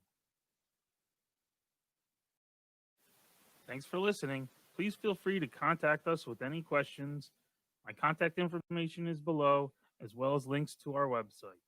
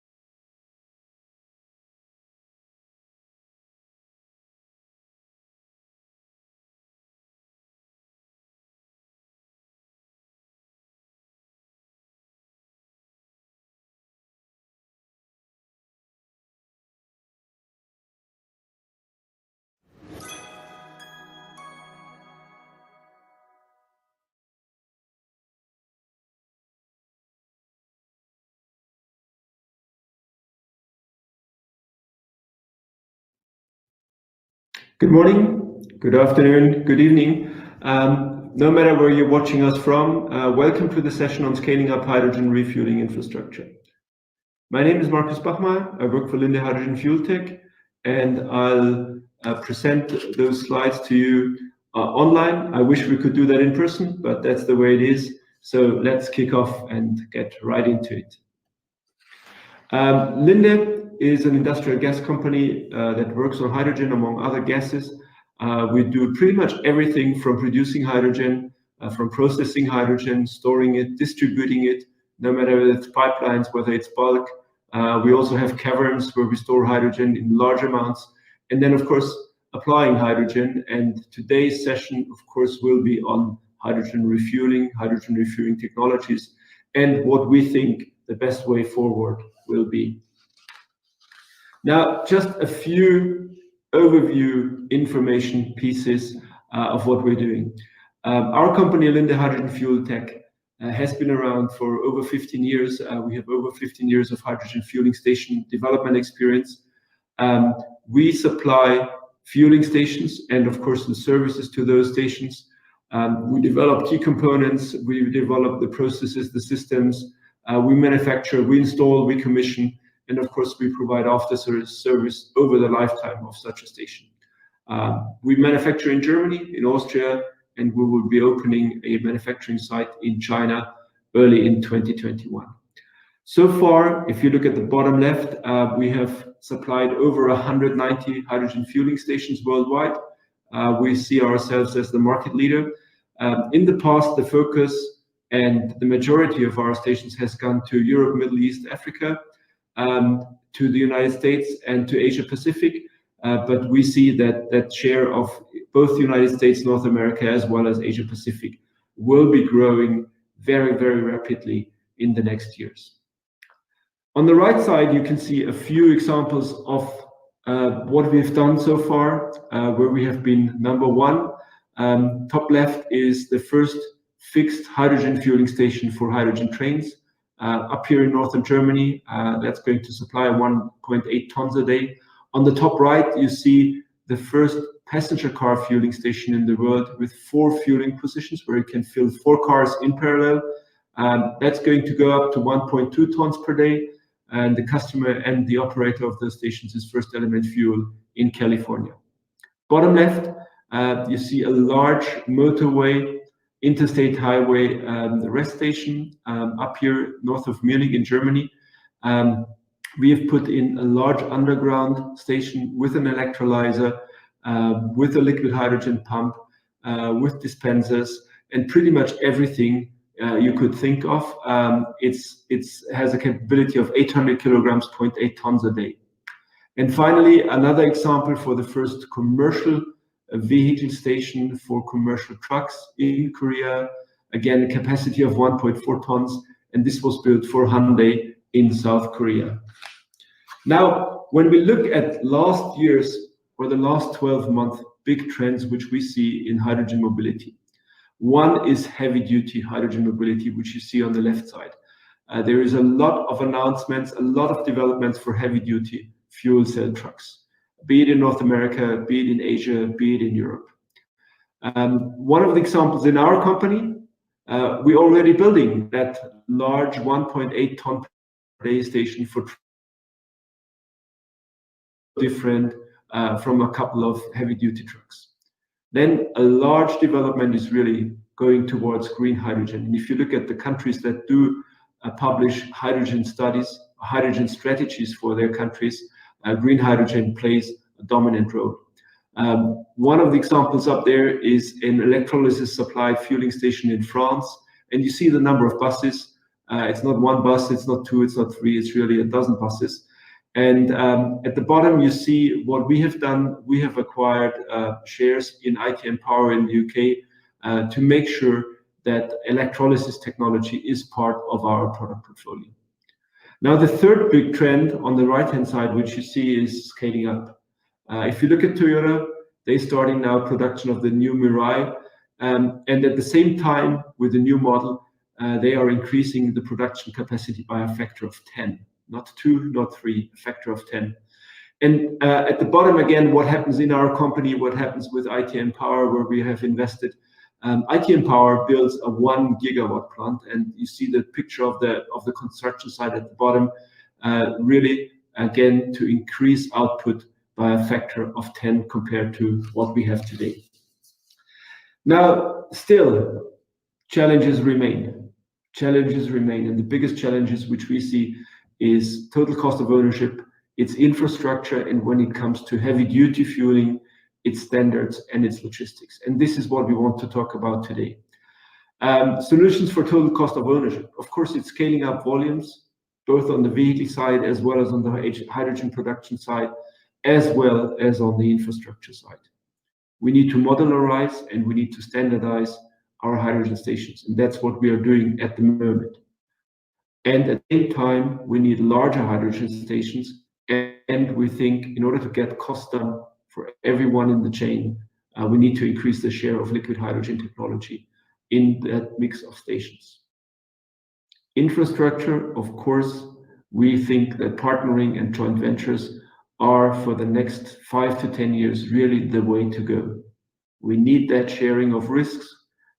We need that sharing of financial burdens in order to be successful. We have to focus on clusters of demand and supply, what we call hydrogen hubs. And of course, public funding and legislation will be extremely important support for doing. Now, the third point really is heavy duty fueling. Again, in order to achieve success, we need cross-industry cooperation between vehicle manufacturers and fueling equipment providers. So the developments which we expect is really that fuel cells and hydrogen technology will play a major role in all those segments where you have what we call a high usage profile of vehicles. We see that fuel cell and hydrogen technology is already competitive with battery technology in medium heavy duty and high utilization segments. And we expect that infrastructure cost will decrease with increasing volumes. And the best starting point are really those hydrogen hubs and those clusters where we have a high demand of hydrogen in vehicle fleets.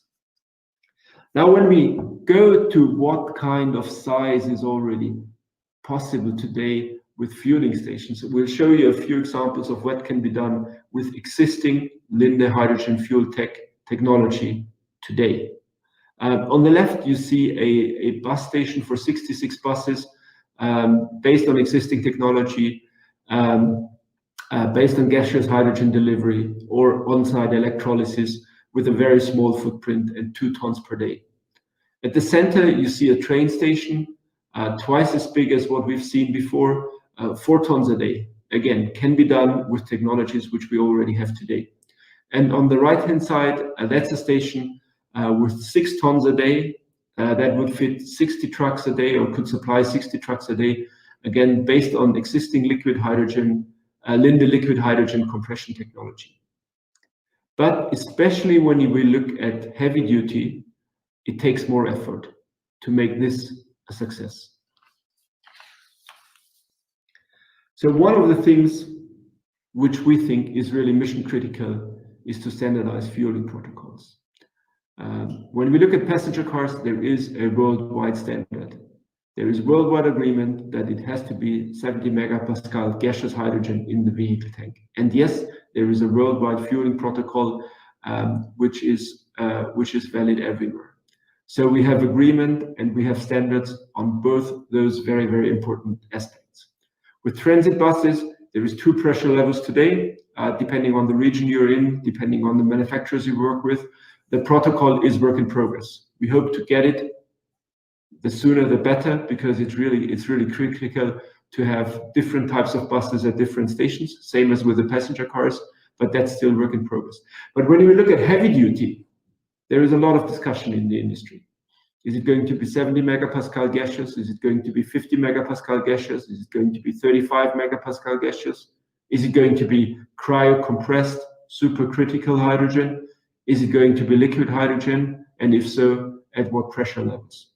So both the pressure level or the hydrogen quality that will be needed is still being discussed. It's work in progress. As well, of course, without an agreement on the pressure levels, there is no agreement on a protocol yet. So this is really mission critical. And I think the passenger car segment has been a great example that it can be done, it needs to be done, and it's extremely beneficial to have it. Now, with a certain,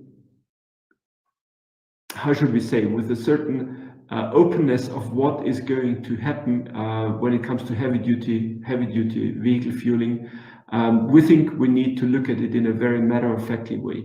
What is going to get cost down? What is going to be practical? What can be implemented within a reasonable time span? As well as the question, what kind of flexibility do we need? Because when the outcome is still open as it is today, we think we need to build flexibility into the system. So no matter what the final standard is, we want to make sure that as much of the investment being taken can be recovered and can be used independent of what kind of standard is going to prevail. Now, when we look at gaseous hydrogen logistics with an electrolyzer at the starting point, with road transport and with 35 or 70 megapascal fueling into heavy duty trucks, that's one of the alternatives. But of course, there are question marks. One of the question marks is how many trailers do you need? How often do those trailers have to unload at the station when you talk about 4 tons a day, 6 tons a day, or 8 tons a day? So then you start thinking about not putting the electrolyzer somewhere close to a wind farm or close to a photovoltaic solar field, but putting the electrolyzer on site. And there are many companies who pursue that pathway.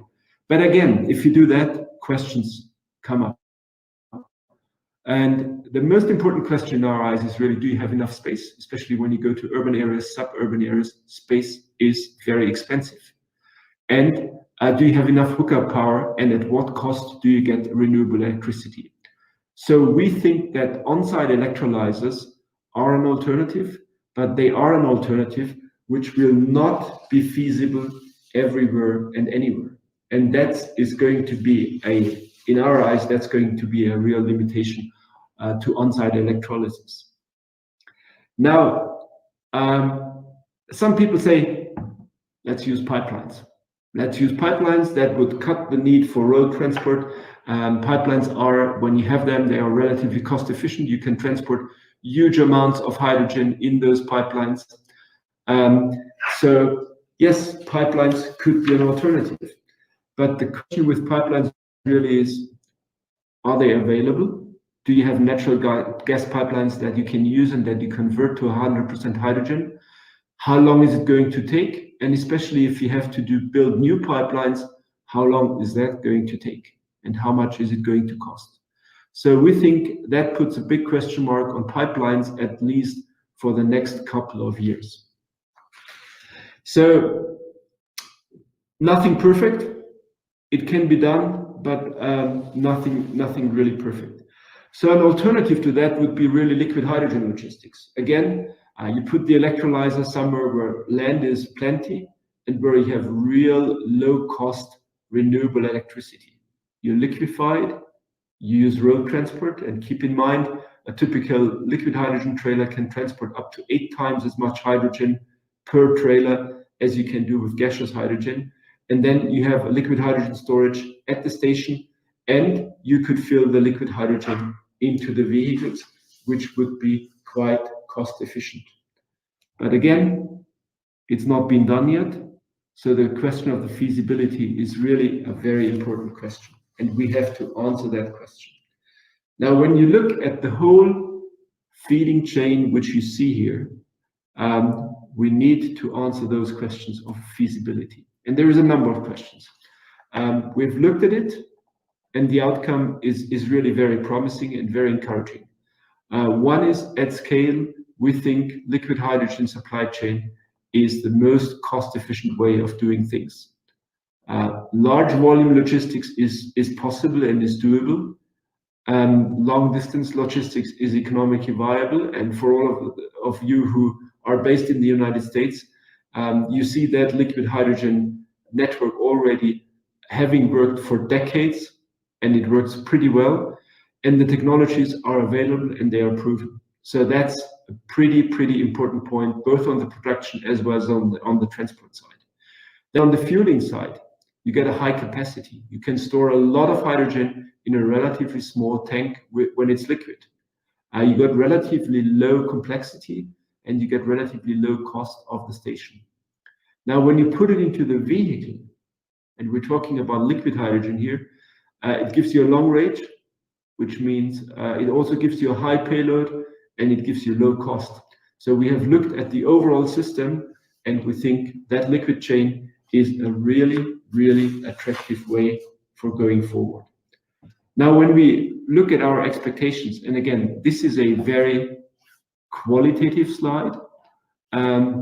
When you look at the development of productions and of the trucks, when you look at the development of the liquid hydrogen production and emissions and codes and standards, we think this can be done in the next few years.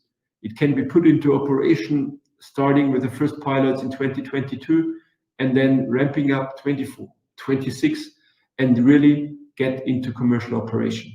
So today, what we see with the different shares of 35 megapascal gaseous, 70 megapascal gaseous, as well as liquid, today it's dominantly 35. We expect 70 megapascal to be increasing in terms of usage, and then in the next years, as soon as liquid hydrogen and liquid hydrogen fueling has been proven to be working, we expect an increasing share of liquid hydrogen over time. Again, this is a very qualitative view, but we think it can be done.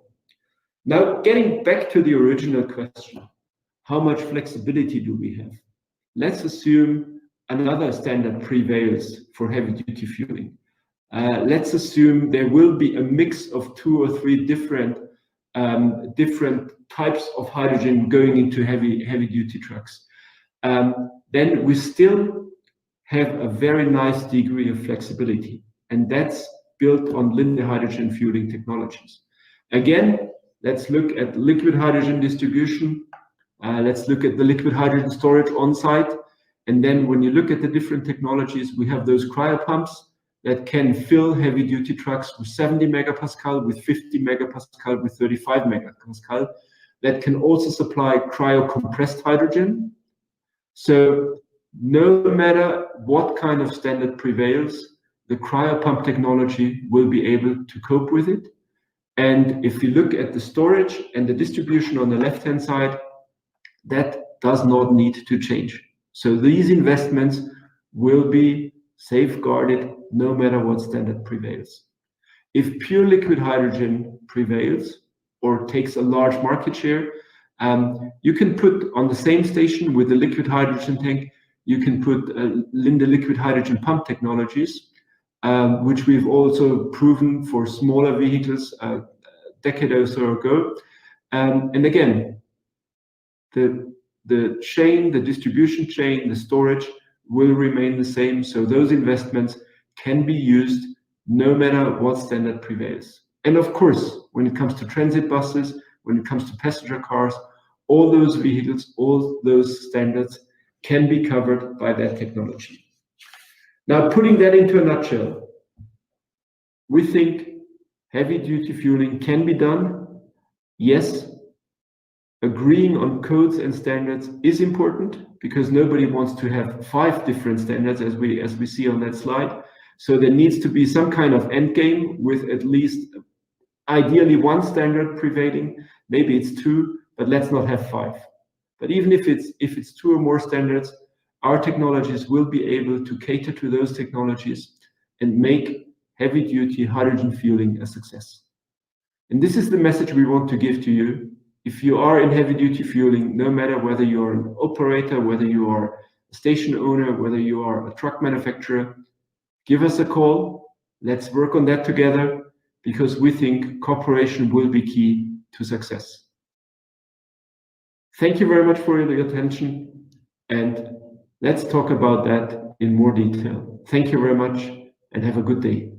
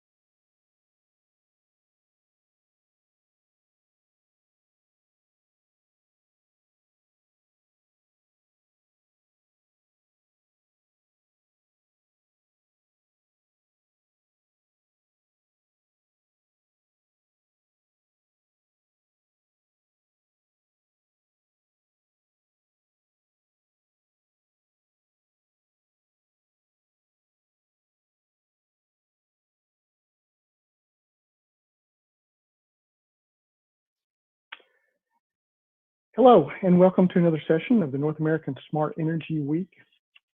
The Fuel Cells International Virtual Conference is where you are. And my name is Brian Weeks. I'm Senior Director of Business Development for Gas Technology Institute. Today I'll be talking with you about hydrogen blending as an energy storage and transportation tool. If you would like a copy of the slide deck, please send me an email at the email address that's here on the first introductory slide. I'm sure the conference organizers will also be making materials available, so that's another option for you. But if you have a question on something you see during my presentation, or again would like the slide deck before you can access them through the conference, send me a note and I'll get to you as quickly as I can. With that, a couple of words about GTI, my organization. We are a not-for-profit research and development organization. We've been around for 75 years. We have technology programs covering a variety of applications and areas, a very broad portfolio. We also have offices around the country, and increasingly we have a global presence with partners really all over the globe. This is a list, or really a graphic depiction of the different technology programs that we have ongoing at GTI. As you can see, it's a pretty broad-based program, and if you would like to learn more, please access our website. The address is www.gti.energy. Again, gti.energy. Please log in, take a look, and contact me or any of the other contacts that are listed there if you have questions about anything that we're working on. With that, I'd like to get into the topic of the day, hydrogen, and why hydrogen, why now? Looking back really over the last 15 years, the U.S. has actually done a pretty good job of decreasing CO2 emissions. We've done that by increased use of natural gas rather than coal for power generation. We've done it through adding electrification. We've done it through adding more energy efficient end-use appliances and devices, all while increasing the overall GDP of the country. So it's actually been a pretty good success story if you look at it in aggregate. We can continue to reduce CO2 emissions by doing more of the same for the next 10 years. But at that point, we really hit a wall. And to really reach the deep decarbonization goals that we have set for 2050, we're going to need to do new things, new technologies, use existing infrastructure in new and different ways. And we'll really introduce new tools, and hydrogen is one of those tools, specifically for large-scale energy storage that we're going to need to use much more broadly and more effectively. An example of that I really want to talk about a little bit today. I'm in Houston, Texas, where I'm located, and my electricity is derived from the Texas Electric Grid, also known as ERCOT, the Electric Reliability Council of Texas. And you can see that curtailment for wind power on the ERCOT system. And by the way, Texas does have the largest fleet of wind power of any state in the country. But an increasing concern is the number of curtailments that have been experienced. Curtailments being the fact that you can't dispatch the wind. Of course, it blows when it blows, and unfortunately, that does not always match with the peak power demand on the system. So when that happens, the wind producer or the power producers from wind farms are curtailed, and as you can see again, curtailments have really doubled just over the last 4 years. So how do you solve that? One of two ways. One is you just you waste the electricity. Well, that's no good. You don't want to do that. So the other option is you store it. You store it for when you need it, and possibly store it and relocate it to a place where you need it more. I don't think I mentioned, but one of the other problems with the Texas grid is the wind farms tend to be on the western part of the state, and the population centers are on the eastern part of the state. So in addition to the off-peak problems I just mentioned, off-peak production problems I just mentioned, you have electric transmission capacity constraints as well. So there's sort of a double whammy that we need to address both of those, not just in Texas, of course, but around the country and really around the globe. So energy storage, I mentioned one way to do that is through liquid fuels. That's a presentation for another day. We don't have time really to talk about that today, but there are some interesting things happening with liquid fuels. Gaseous energy storage really is what we're going to focus on, and that's really the answer for high volume, fast discharge energy storage. And what I mean by fast discharge is the ability to access large amounts of energy very quickly when needed, such as when an independent power producer needs to turn on their turbine to meet peak loads on the electric grid. Some commercial technologies, the first two, this chart was put together by University of Houston. I won't go into detail of these, we just don't have time to talk about everything.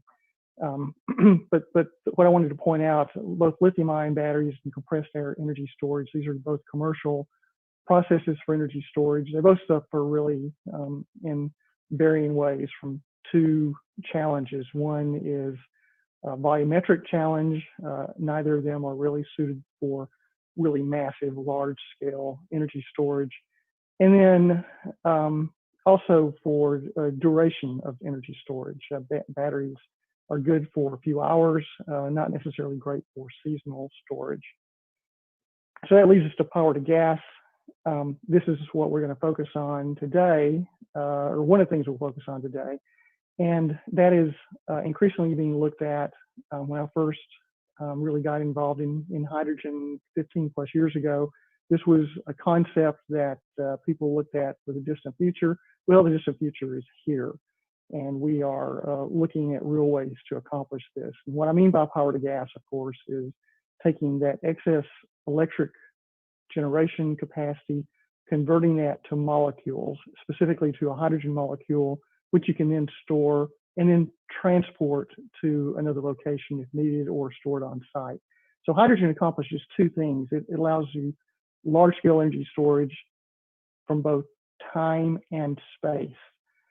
Time being you can store it for when you need it, and the space being you can actually move it to a different location where perhaps you need it more, or it can give you a higher value than the power generation location where you actually generate the hydrogen. So this is a graphic that depicts what I'm talking about. You can see here solar power, wind power can go into the grid. That's where we really typically want it to go.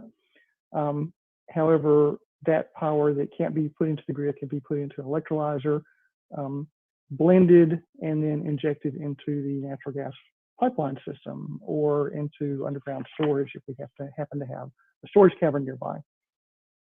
So easy peasy, right? What's the problem? We have the solution in hand. Well, there are challenges, and we need to talk about some of those challenges.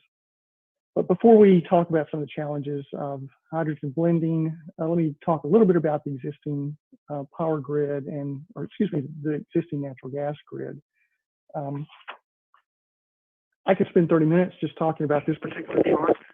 We don't have 30 minutes to discuss that. So let me just say that the existing natural gas grid is not really vertically integrated. It is, however, highly interconnected, which means that operations on one part of the system does affect operations on adjoining pipelines or adjoining geographic areas.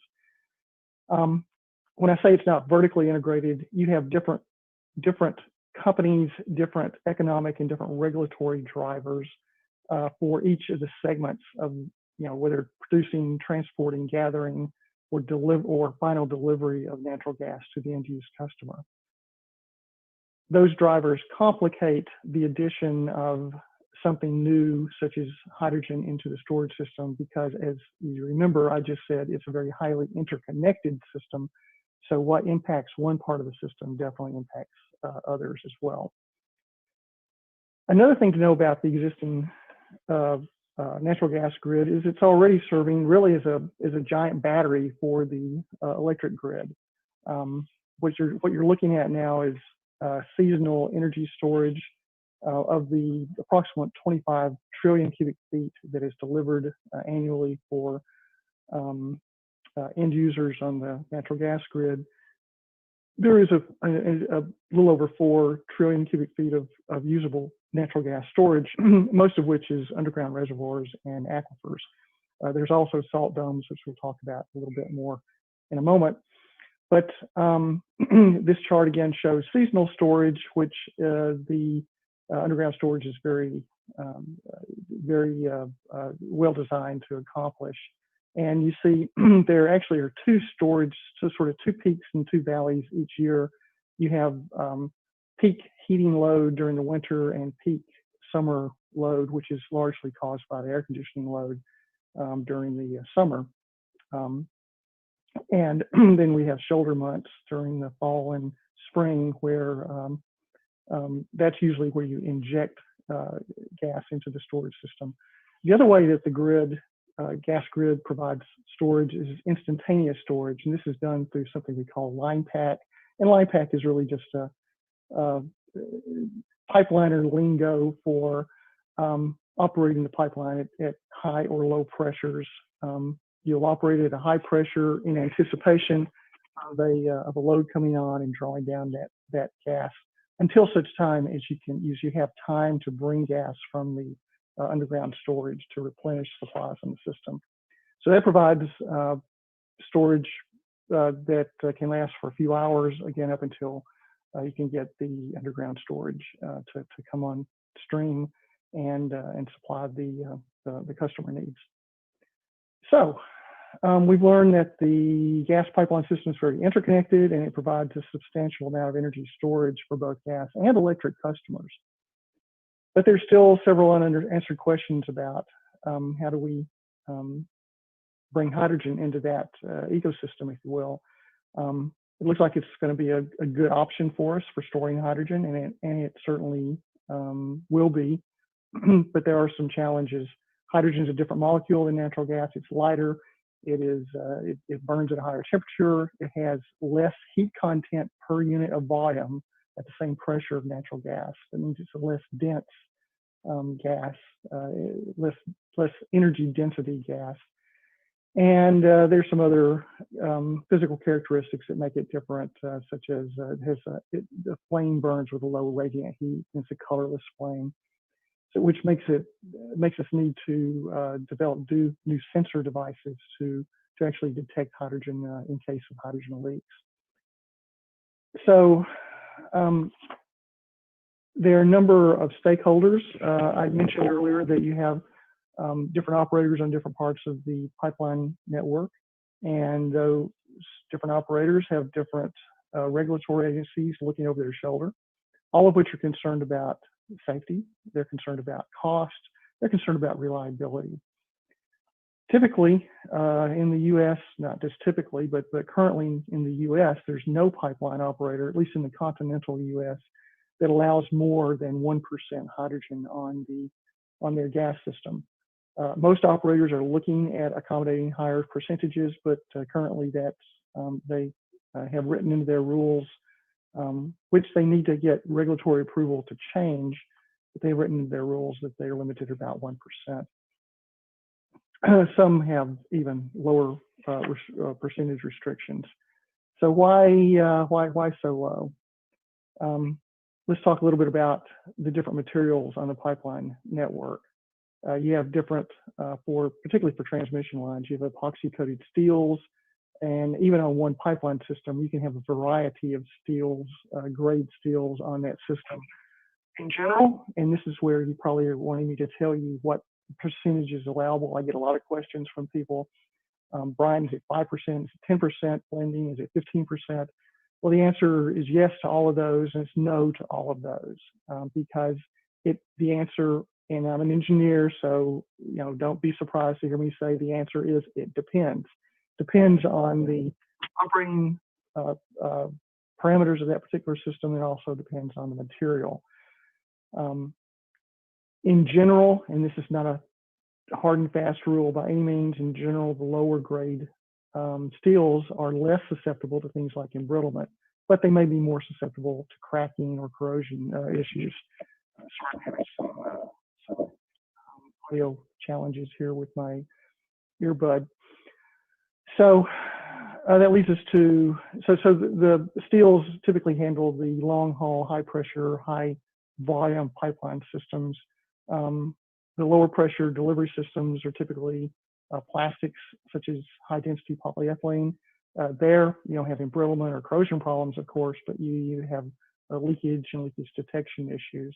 And then you have also in some of the older pipeline systems, things like cast iron, copper lines, some other materials as well. Those are typically operated at very, very low pressures. However, still leakage is always a challenge, particularly when we get into a small molecule such as hydrogen, which is a much smaller molecule than natural gas. You hear a lot about embrittlement. I really won't talk about this, one, because I'm not a material scientist, and secondly, we just don't have time. And there's still a lot to learn about embrittlement as well, how much of a problem it really is on the pipeline system, and how we can mitigate it. So other impacts, again, because the molecule is different, the metering, calibration, we need to learn more about that. We need to learn more about leakage and monitoring. Again, leak detectors and monitoring systems need to be adjusted or customized to allow for detecting hydrogen in addition to natural gas. And then underground compression operations and underground storage are also challenges. I might mention, we know for a fact that salt caverns can easily accommodate hydrogen. That's already being done, certainly along the Texas Gulf Coast, that's being done. So salt caverns are ideal underground storage for hydrogen. However, salt caverns only comprise about 20% of overall underground storage on the natural gas system. The others, again, are depleted aquifers and depleted reservoirs. And those, we don't know. We don't know what the impact of hydrogen is on those underground storage fields. However, there are studies underway, or will soon be underway, to provide some answers to that. So it's definitely an area that we need to learn more about. Other impacts of hydrogen, turbines. We know for a fact that turbines can handle hydrogen blends if they're designed to do so. And all the major turbine manufacturers are designing products to handle hydrogen natural gas blends. End-use equipment such as vehicles, as the story's not quite as clear-cut there. There are some severe limitations to adding hydrogen to natural gas vehicle and internal combustion engines. So more engineering design work and analysis needs to be done there before we can allow blends, particularly high blends in the double-digit numbers into that application. And we've done enough studies on residential appliances. We know that at least for many appliances, it looks like some modest blends of hydrogen looks like will be okay. Again, much more study needs to be done, not just on can we do it, but what are the economic impacts, as well as what are the safety and sort of related impacts of adding hydrogen to appliances, training, maintenance, and so on of technicians that work on those appliances, for example. So what's the answer? Well, you're talking to a guy who works for an R&D organization, so not surprisingly, the answer is more R&D is needed, of course. So as we have gone through what we've gone through so far, it's clear there's potential for hydrogen to meet the need for large-scale energy storage, the potential, I should say. And it could very well be, and the phrase I like to use is hydrogen could very well be the link between increased use of renewable energy production and the existing energy infrastructure. I like that word link because it's not only links assets, but it also links things like the large human resource asset base that we have. Don't minimize the importance of the fact that we have large numbers of people who are very familiar with the natural gas pipeline system who can easily help facilitate the introduction of hydrogen, or not easily, but they're critical to facilitating the introduction of hydrogen into that natural gas infrastructure. They have the technical skills, they know the codes and standards, they know what issues to look for. So that existing human resource base is very important for this initiative, for this application. Another thing that's very important is going to be collaborative research. GTI has several programs ongoing. Here's some of them. Operations, one collaborative focused on operations, one on utilization of energy, and some others. Again, I don't have time to go into these in great detail, but just know that we think collaborative research is the best type of research, because not only does it introduce the perspective and opinions from people in differing organizations, but it also allows, it's economical. For $1 of investment, you can get $100 worth of research done if you pool your resources. So it's a very important approach, and that's been GTI's approach really since our inception over 75 years ago. We also have formed recently our GTI Hydrogen Technology Center. That alone is probably a half-day presentation to talk about all the different things we're doing in this space. But although we're talking about hydrogen blending today, there's a lot of advanced work on hydrogen production I'd love to talk about. And more information can be found on our website, as well as work we're doing on industrial applications, and again, the existing work that we're already doing on delivery infrastructure. And that's just GTI and our GTI network of partners. I might also mention just real quickly, since a lot of people don't know this, but GTI's affiliate, wholly owned subsidiary, I should say, I guess, which is Frontier Energy, has managed the California Fuel Cell Partnership for the last 20 years. This is a fantastic organization. I've known these guys. I was actually one of the charter members of this organization when it started 20 years ago. I worked for a different company at the time. These guys and gals and have done a fantastic job in education and outreach throughout the state, in helping the state develop a cohesive deployment plan for the wider use of hydrogen fuel vehicles. There's a number of projects, speaking of collaborative projects, a number of projects in Europe. Again, we're limited on time, so I won't go into these in great detail, but just know that we can learn a lot from Europeans. I'm very encouraged to see that there's increased amount of cooperation and communication between the groups in Europe and the people who are working on hydrogen blending in the U.S. However, and like I said, we have a lot to learn from work that's already been done. However, and you knew there was a however coming, right? The European grid is not the U.S. grid. There are some key differences, and so we have to do research that is directly applicable to the U.S. grid, and there's quite a bit yet to be done. One of the things and this is a proposed project, it's a national lab consortium. It's a national lab consortium of 5 labs led by NREL, National Renewable Energy Lab, under a CRADA. CRADA is Cooperative Research and Development Agreement. It's really the way that national labs or U.S. agencies work together with industry. They have formed a consortium. Again, I emphasize it's proposed, not yet funded, but again, by the time you see this video, hopefully we'll know whether funding has been received or approved. GTI is the industry lead on this. We're certainly not the only industry involvement. There are a number of energy companies, deliverers, producers of energy, original equipment manufacturers, a number of companies that are very interested in this. So what does this CRADA do? It's called HyBlend, by the way. High blend standing for hydrogen blend. It's going to look at the structural integrity of blends and the impact on metals, on polymers that comprise the pipeline systems, the materials that make up the pipe and the pipeline systems. They'll be looking at life cycle analysis of blending hydrogen, and they'll be looking at things like the building appliances in greater depth, as well as the environmental implications of blending. Let me stop at that one real quickly.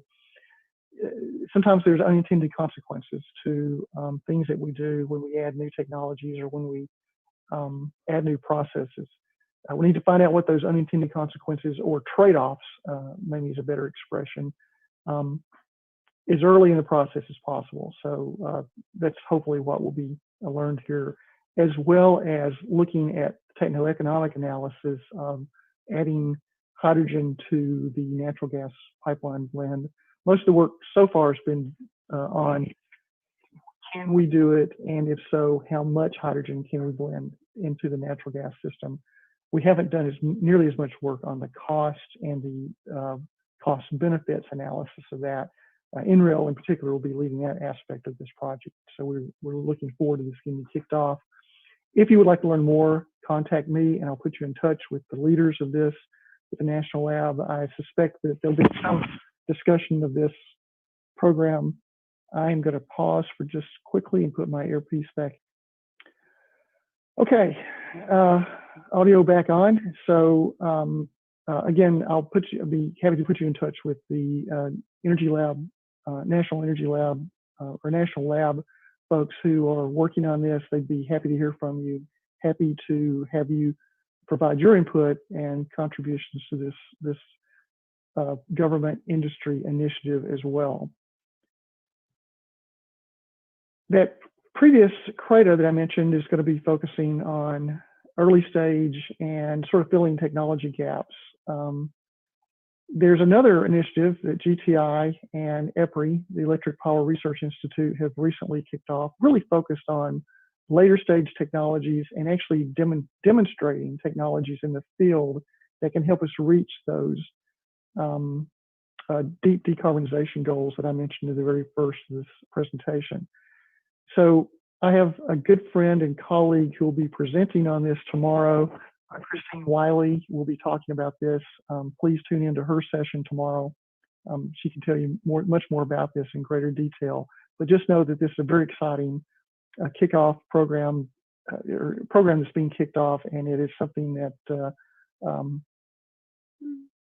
will be at a minimum over the next 5 years, and will have broad industry involvement as well as broad industry implications as this gets rolled out.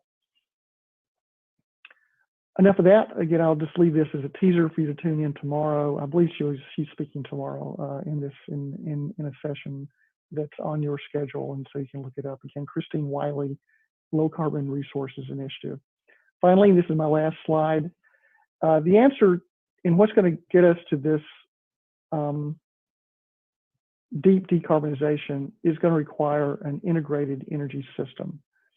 And the key words I want to leave you with is we need a system that provides optionality, affordability, and resiliency.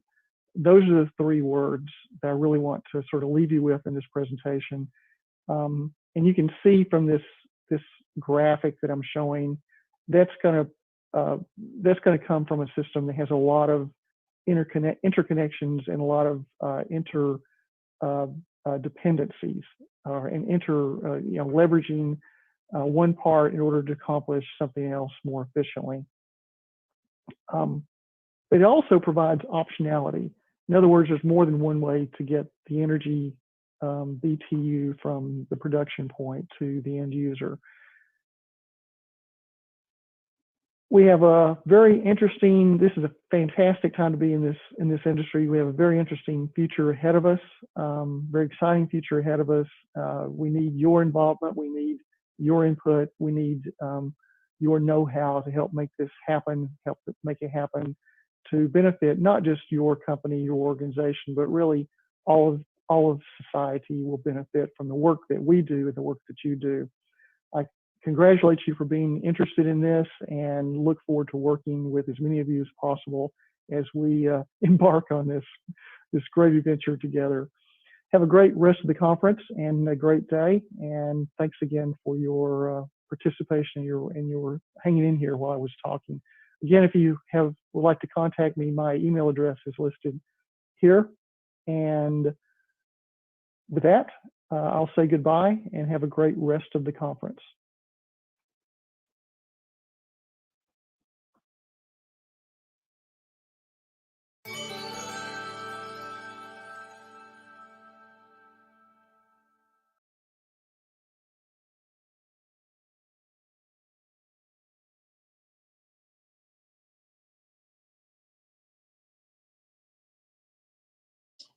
Hello, I'm Representative Melissa Garf-Ballard from Utah, and we are here to discuss the importance of hydrogen and the Intermountain West and in the Western region. Today we have two other people that are joining me. We have Michael Ducker. He is the Vice President of Renewable Fuels and Western Region at Mitsubishi Power here in Delta, Utah. And we also have Dr. Laura Nelson, who's the Executive Director of the Green Hydrogen Coalition. So welcome to both of you. Hi. Thank you. Thank Good to be here. What I thought would be helpful is we'll start with Michael. You can introduce what Mitsubishi Power is and your role, what you do, and your perspective of what you'd like to see. And then we'll move over to Dr. Nelson to talk about how the Green Hydrogen Coalition works in tandem with what you're doing and what your vision is. And then we'll go to some follow-up questions with all of us. Sounds great. So yeah, just to introduce, Mike Ducker, Vice President of Renewable Fuels for Mitsubishi Power. I'm also the Chief Operating Officer as part of our joint venture with Magnum Development, which hopefully some have heard about our very exciting project, the Advanced Clean Energy Storage Project, based there in Delta, Utah. And so overall, Mitsubishi Power, we're a power generation and energy solutions provider. And we offer a wide range of products from hydrogen-capable gas turbines to lithium-ion batteries to even solar development and offshore wind technologies. And then again, as I mentioned, my role is part of our Advanced Clean Energy Storage Project in Delta, Utah, where we're jointly developing with Magnum Development, really the world's largest renewable energy storage project. At our site there in Delta, Utah, we're looking to use it as a hub for green hydrogen to help store renewable energy and really help decarbonize a multitude of verticals from the power sector, transportation, to even heavy industrial. So that's a very quick synopsis as far as Mitsubishi Power, as well as our Advanced Clean Energy Storage Project. So I have a quick follow-up question for you, Michael. Would you explain really what the salt caverns are and what you're doing right now in the utility sector and where you see that going? Sure. So yeah, we're deep in development right now with our project, and as you alluded to, one of the important aspects of our project is the salt caverns there in Delta, Utah. So salt caverns, they've been around for decades, storing hydrogen in large volumes. We've actually been doing it since the 1980s. Down in the Gulf Coast, supporting the petrochemicals industry. So what's unique about Delta, Utah is we're really looking to use these caverns to help store, rather than hydrogen for the petrochemicals industry, actually looking to store hydrogen to serve, to be derived from excess renewables, in this case, a term called green hydrogen. So each one of our caverns can actually store upwards of 150,000 megawatt hours worth of green hydrogen. Just to put that in perspective, the entire United States right now for lithium-ion batteries has just over 1,000 megawatt hours of lithium-ion batteries, again, across the US. So one of our caverns at our site can hold upwards of 150 times the entire installed base of batteries in the US. So when we talk about utility scale and the opportunity for mass energy storage via hydrogen in these salt caverns, we really mean it here. And again, our site there in Utah, I'm just talking about one cavern. We've got upwards of 100 cavern capabilities. So really the magnitude is tremendous. And we see this as a huge opportunity to help realize our decarbonization efforts in the power sector, as well as other industrial sectors looking to decarbonize. So where do you see this going as far as the utilities, not just in Utah, but where do you service, and what is your short-term goal and your long-term goal as far as the hydrogen that you're producing and anticipate producing? Yeah, so one of the exciting things about hydrogen too is again it's applications and ability not just for the power sector but even beyond power. But just to focus first on the power sector, we really see an opportunity for the hydrogen to help decarbonize the West, and in this case, again, focused on our project in Utah. But even expanding beyond there, we just had a lot of really exciting announcements about some other projects. Even looking in the East Coast, there was 3 projects in the Northeast we just announced that are looking to utilize hydrogen as part of energy storage for their projects to help decarbonize the states of Virginia, Ohio, and New York. And then we also just made a major announcement here last week with Entergy, where we're looking to help decarbonize for their states and looking at utilizing hydrogen and its capabilities for there. So, while our focus initially started out here in Delta, Utah, and what we can offer in the salt caverns and the project there, we've already started to see the applicability really beyond just the West and arguably in America as a whole, really looking to utilize hydrogen to help support, again, our overall decarbonization efforts. And that hydrogen is transported to other areas. How? Or what do you anticipate? Yeah, so we see a lot of different opportunities in the use of hydrogen, really deliverability. So first of all, just focusing in Delta, Utah, again, I mentioned we're really looking to position that area as a hydrogen hub. And so part of that strategy ultimately is, we'd say, more of a hub and spoke. And so when we say the spokes, that's looking at how do you then deliver that hydrogen outside of that area. So at least in the near term, we see our advanced clean energy storage project representing a way to really cost effectively scale hydrogen, store hydrogen, and utilize it in that area, and then start to develop the spokes, which may be pipelines. You've got other ways to actually transport hydrogen, whether it be through carriers. This could be ammonia, liquefaction. There's some other ways we can do that, but whether it be a pipeline network or one of those carrier methods, we do see the opportunity to then, again, branch out from Delta, Utah, to support some of these other areas. From there too, again, I mentioned some of these sites like in the Northeast and the Gulf Coast. Certainly there's the opportunity for multiple of these types of hubs. And so, it doesn't necessarily need to be just one, there in Delta, Utah. We see this as arguably the launch pad for, the hydrogen usage here and what we're doing right now. But some of these other states too are absolutely represent opportunities to follow that same approach of really hub and spoke type of strategy. Well, it sure is exciting, especially in talking about energy independence here in the United States, but also green and clean energy. And so it is really exciting. Now, Dr. Laura Nilsson, you are with the Green Hydrogen Coalition. Tell us about your group and what your perspective is and how you see your relationship here with Mitsubishi Powers and others. Yeah, great. Thank you so much, Representative Ballard. It's really a pleasure to be with you. You have definitely been a champion and a pioneer, I would say, on hydrogen in Utah and in the West, and I think that translates nationally as well. So it's great to be part of the North American Smart Energy Week and talking about the role of hydrogen and also fuel cells, which can use hydrogen as a fuel, because I think that these really are key features of our future energy economy. And the Green Hydrogen Coalition is particularly focused, its mission, in fact, is to facilitate policies and practices that will break down barriers to the deployment of green hydrogen at scale. And deployment means advancing production and utilization in all sectors where green hydrogen can lead to a decarbonized energy future for everyone. And our mission and approach as an organization, we are a 501c3, is unique. We really want to build that top-down leadership and momentum to accelerate progress. And we do that by focusing on projects where we can, in fact, simultaneously leverage supply and demand. And Mike's done a great job of talking about how that's occurring at the Intermountain Power Project.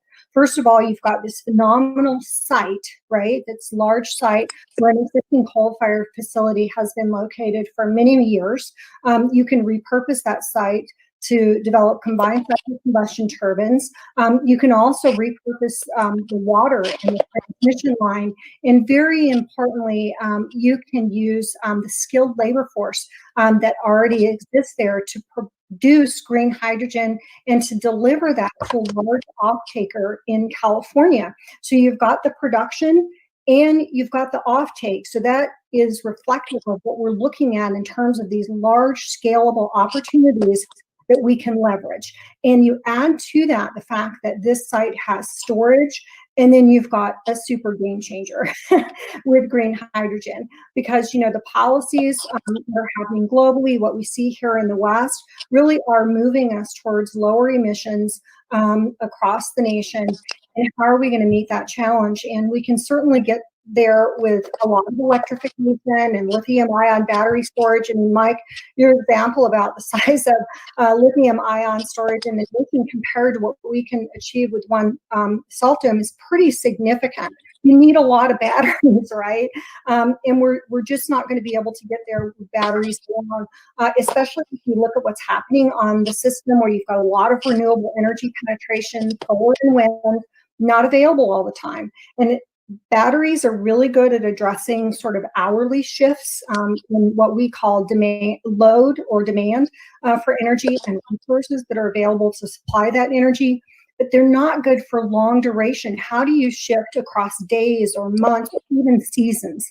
And that's where green hydrogen shows up. So you can store it, you can use it when it's needed, you can produce it using renewable resources. That's how we define green hydrogen, is hydrogen produced by renewable resources.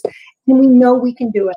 We've produced hydrogen from fossil fuels for a long time. We've stored it for decades. Now what we want to do is really transition to a green renewable resource that can support multiple sector decarbonization.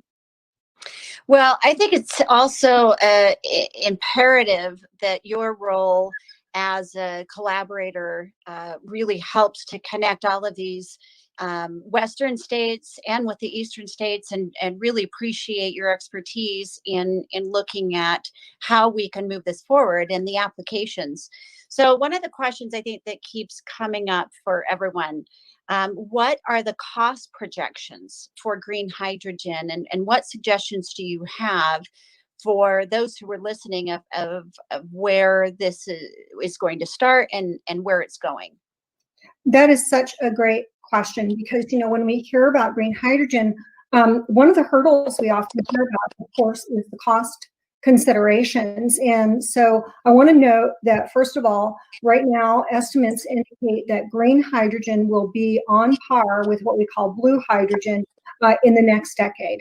And blue hydrogen is effectively hydrogen that's produced with fossil energy and then has carbon capture and sequestration. Well, if in 10 years we're going to be on par, we have to start planning today, because these planning efforts for developing, let's call it, power generation, but across sectors take a long time. I mean, Mike, you could probably indicate how long you've been working on this project, but it's going to be commissioned in 2025, and you've got at least 5 years, 10 years in advance of that where you've been planning and developing this project. So the time, I want to say, is today to start planning. So we know green hydrogen is going to be on par with blue hydrogen, probably around in the $2 a kilogram range by 2030. The challenge we have in the US, of course, is that natural gas, which we often use to fire in the power sector, combined cycle combustion turbines, is still very, very cheap. But if you really look at all of the benefits that are provided by green hydrogen in terms of helping us to meet policy goals, driving decarbonized solutions across multiple sectors, the fact that it can repurpose existing infrastructure, and in fact, you can avoid some infrastructure investment that, I'm not saying we don't need some investment, but you can really be more efficient in how you plan your transmission and distribution system, but also I would say pipeline infrastructure as well. So we need to start thinking about things differently, rather than kind of just considering what are the costs, kind of flip it on its head and think about, what are the benefits, plus where are we going to be in 10 years, and how do we start planning and making that happen today? I think that's a really important part of the conversation. And as a legislator in Utah, we are definitely supportive of a market-driven policy. And I am working on two specific policies here in this next legislative session that are hopefully going to be a jump start to being able to have hydrogen in the public sector. One of them is to put hydrogen on an equal par. So we went through legislation of where petroleum or where natural gas or electric vehicles are getting certain tax credits or benefits, and we're putting hydrogen in as an equal player, because that is an easy equalization that needs to be done, and it's a new energy, and so it's really important to see where that should be in policy. And the second thing that I was working on, when you talk about how to really expand and utilize and how we've been talking, Michael, about your production of hydrogen, and so the question is, how do you get it there, and who's the end user? Because your role in helping utilities really change over into hydrogen is a large scale use. And so the question of how do we get the use of hydrogen in our communities? The second legislation that I'm working on is a pilot program for 1 year that provides a hydrogen bus for our transit authority and also for our airport. It also provides a backup generator system for both that also does DC fast charge and also hydrogen fuel cell refueling for the buses. So both for the airport and for the transit authority. So they could charge at the airport their tugs or other BEV units that they have, but also for backup power, because airports have dozens of backup power systems. And so just that alone, they last only 20 to 25 years. So that alone, if they start moving them into hydrogen, that's important. And then the third element of that is having a transport heavy duty truck that can bring the fuel cells and refuel it. These units. And so I think what's really important about that is that for me is a 1 year, let's compare the costs, because when you talk about hydrogen applications, you have the comparative purchase price, you have the comparative refueling price, you have comparing the maintenance, and you also have longevity. And so I'll just give one example that cost per mile of an electric bus versus a hydrogen bus, it's actually cheaper per mile with hydrogen. So, but hydrogen is always in combination with battery. So I think that's why they're complementary of each other. And so I hope that those who are listening will take those two suggestions and really have that, because what I hope to have that be a springboard for is after that 1 year, is that we can then say to all state agencies, we want you to convert your backup power systems to hydrogen. We as legislators are responsible for how the state spends their dollars. And if the state starts to put their backup generators into hydrogen, then the private sector has more access to being able to put their backup systems into hydrogen for data centers, as well as for warehouses and so forth. So I wanted to bring that up because that's my perspective as a legislator. But also, Laura, one of the roles of the Green Hydrogen Coalition is to facilitate policies and practices that advance green hydrogen production and the use in all sectors of the economy. So with what I just shared and with our conversation here, what other suggestions do you have in facilitating policies? That's a great question. And I want to say, first of all, this is so important what you're doing, because that certainty, that regulatory and policy certainty is really fundamental to attracting investment. And there is a signal that is sent to the market when you have policies that identify hydrogen as a part of the energy diversity and the solutions, and also wanting to create that as something that does provide for backup power that can be what we call microgrid type solutions that can be a feedstock for transportation. And so I do think that looking at the transportation sector, looking at the power sector, looking at how we're going to attract and build out, across the West, and for Utah specifically, data centers.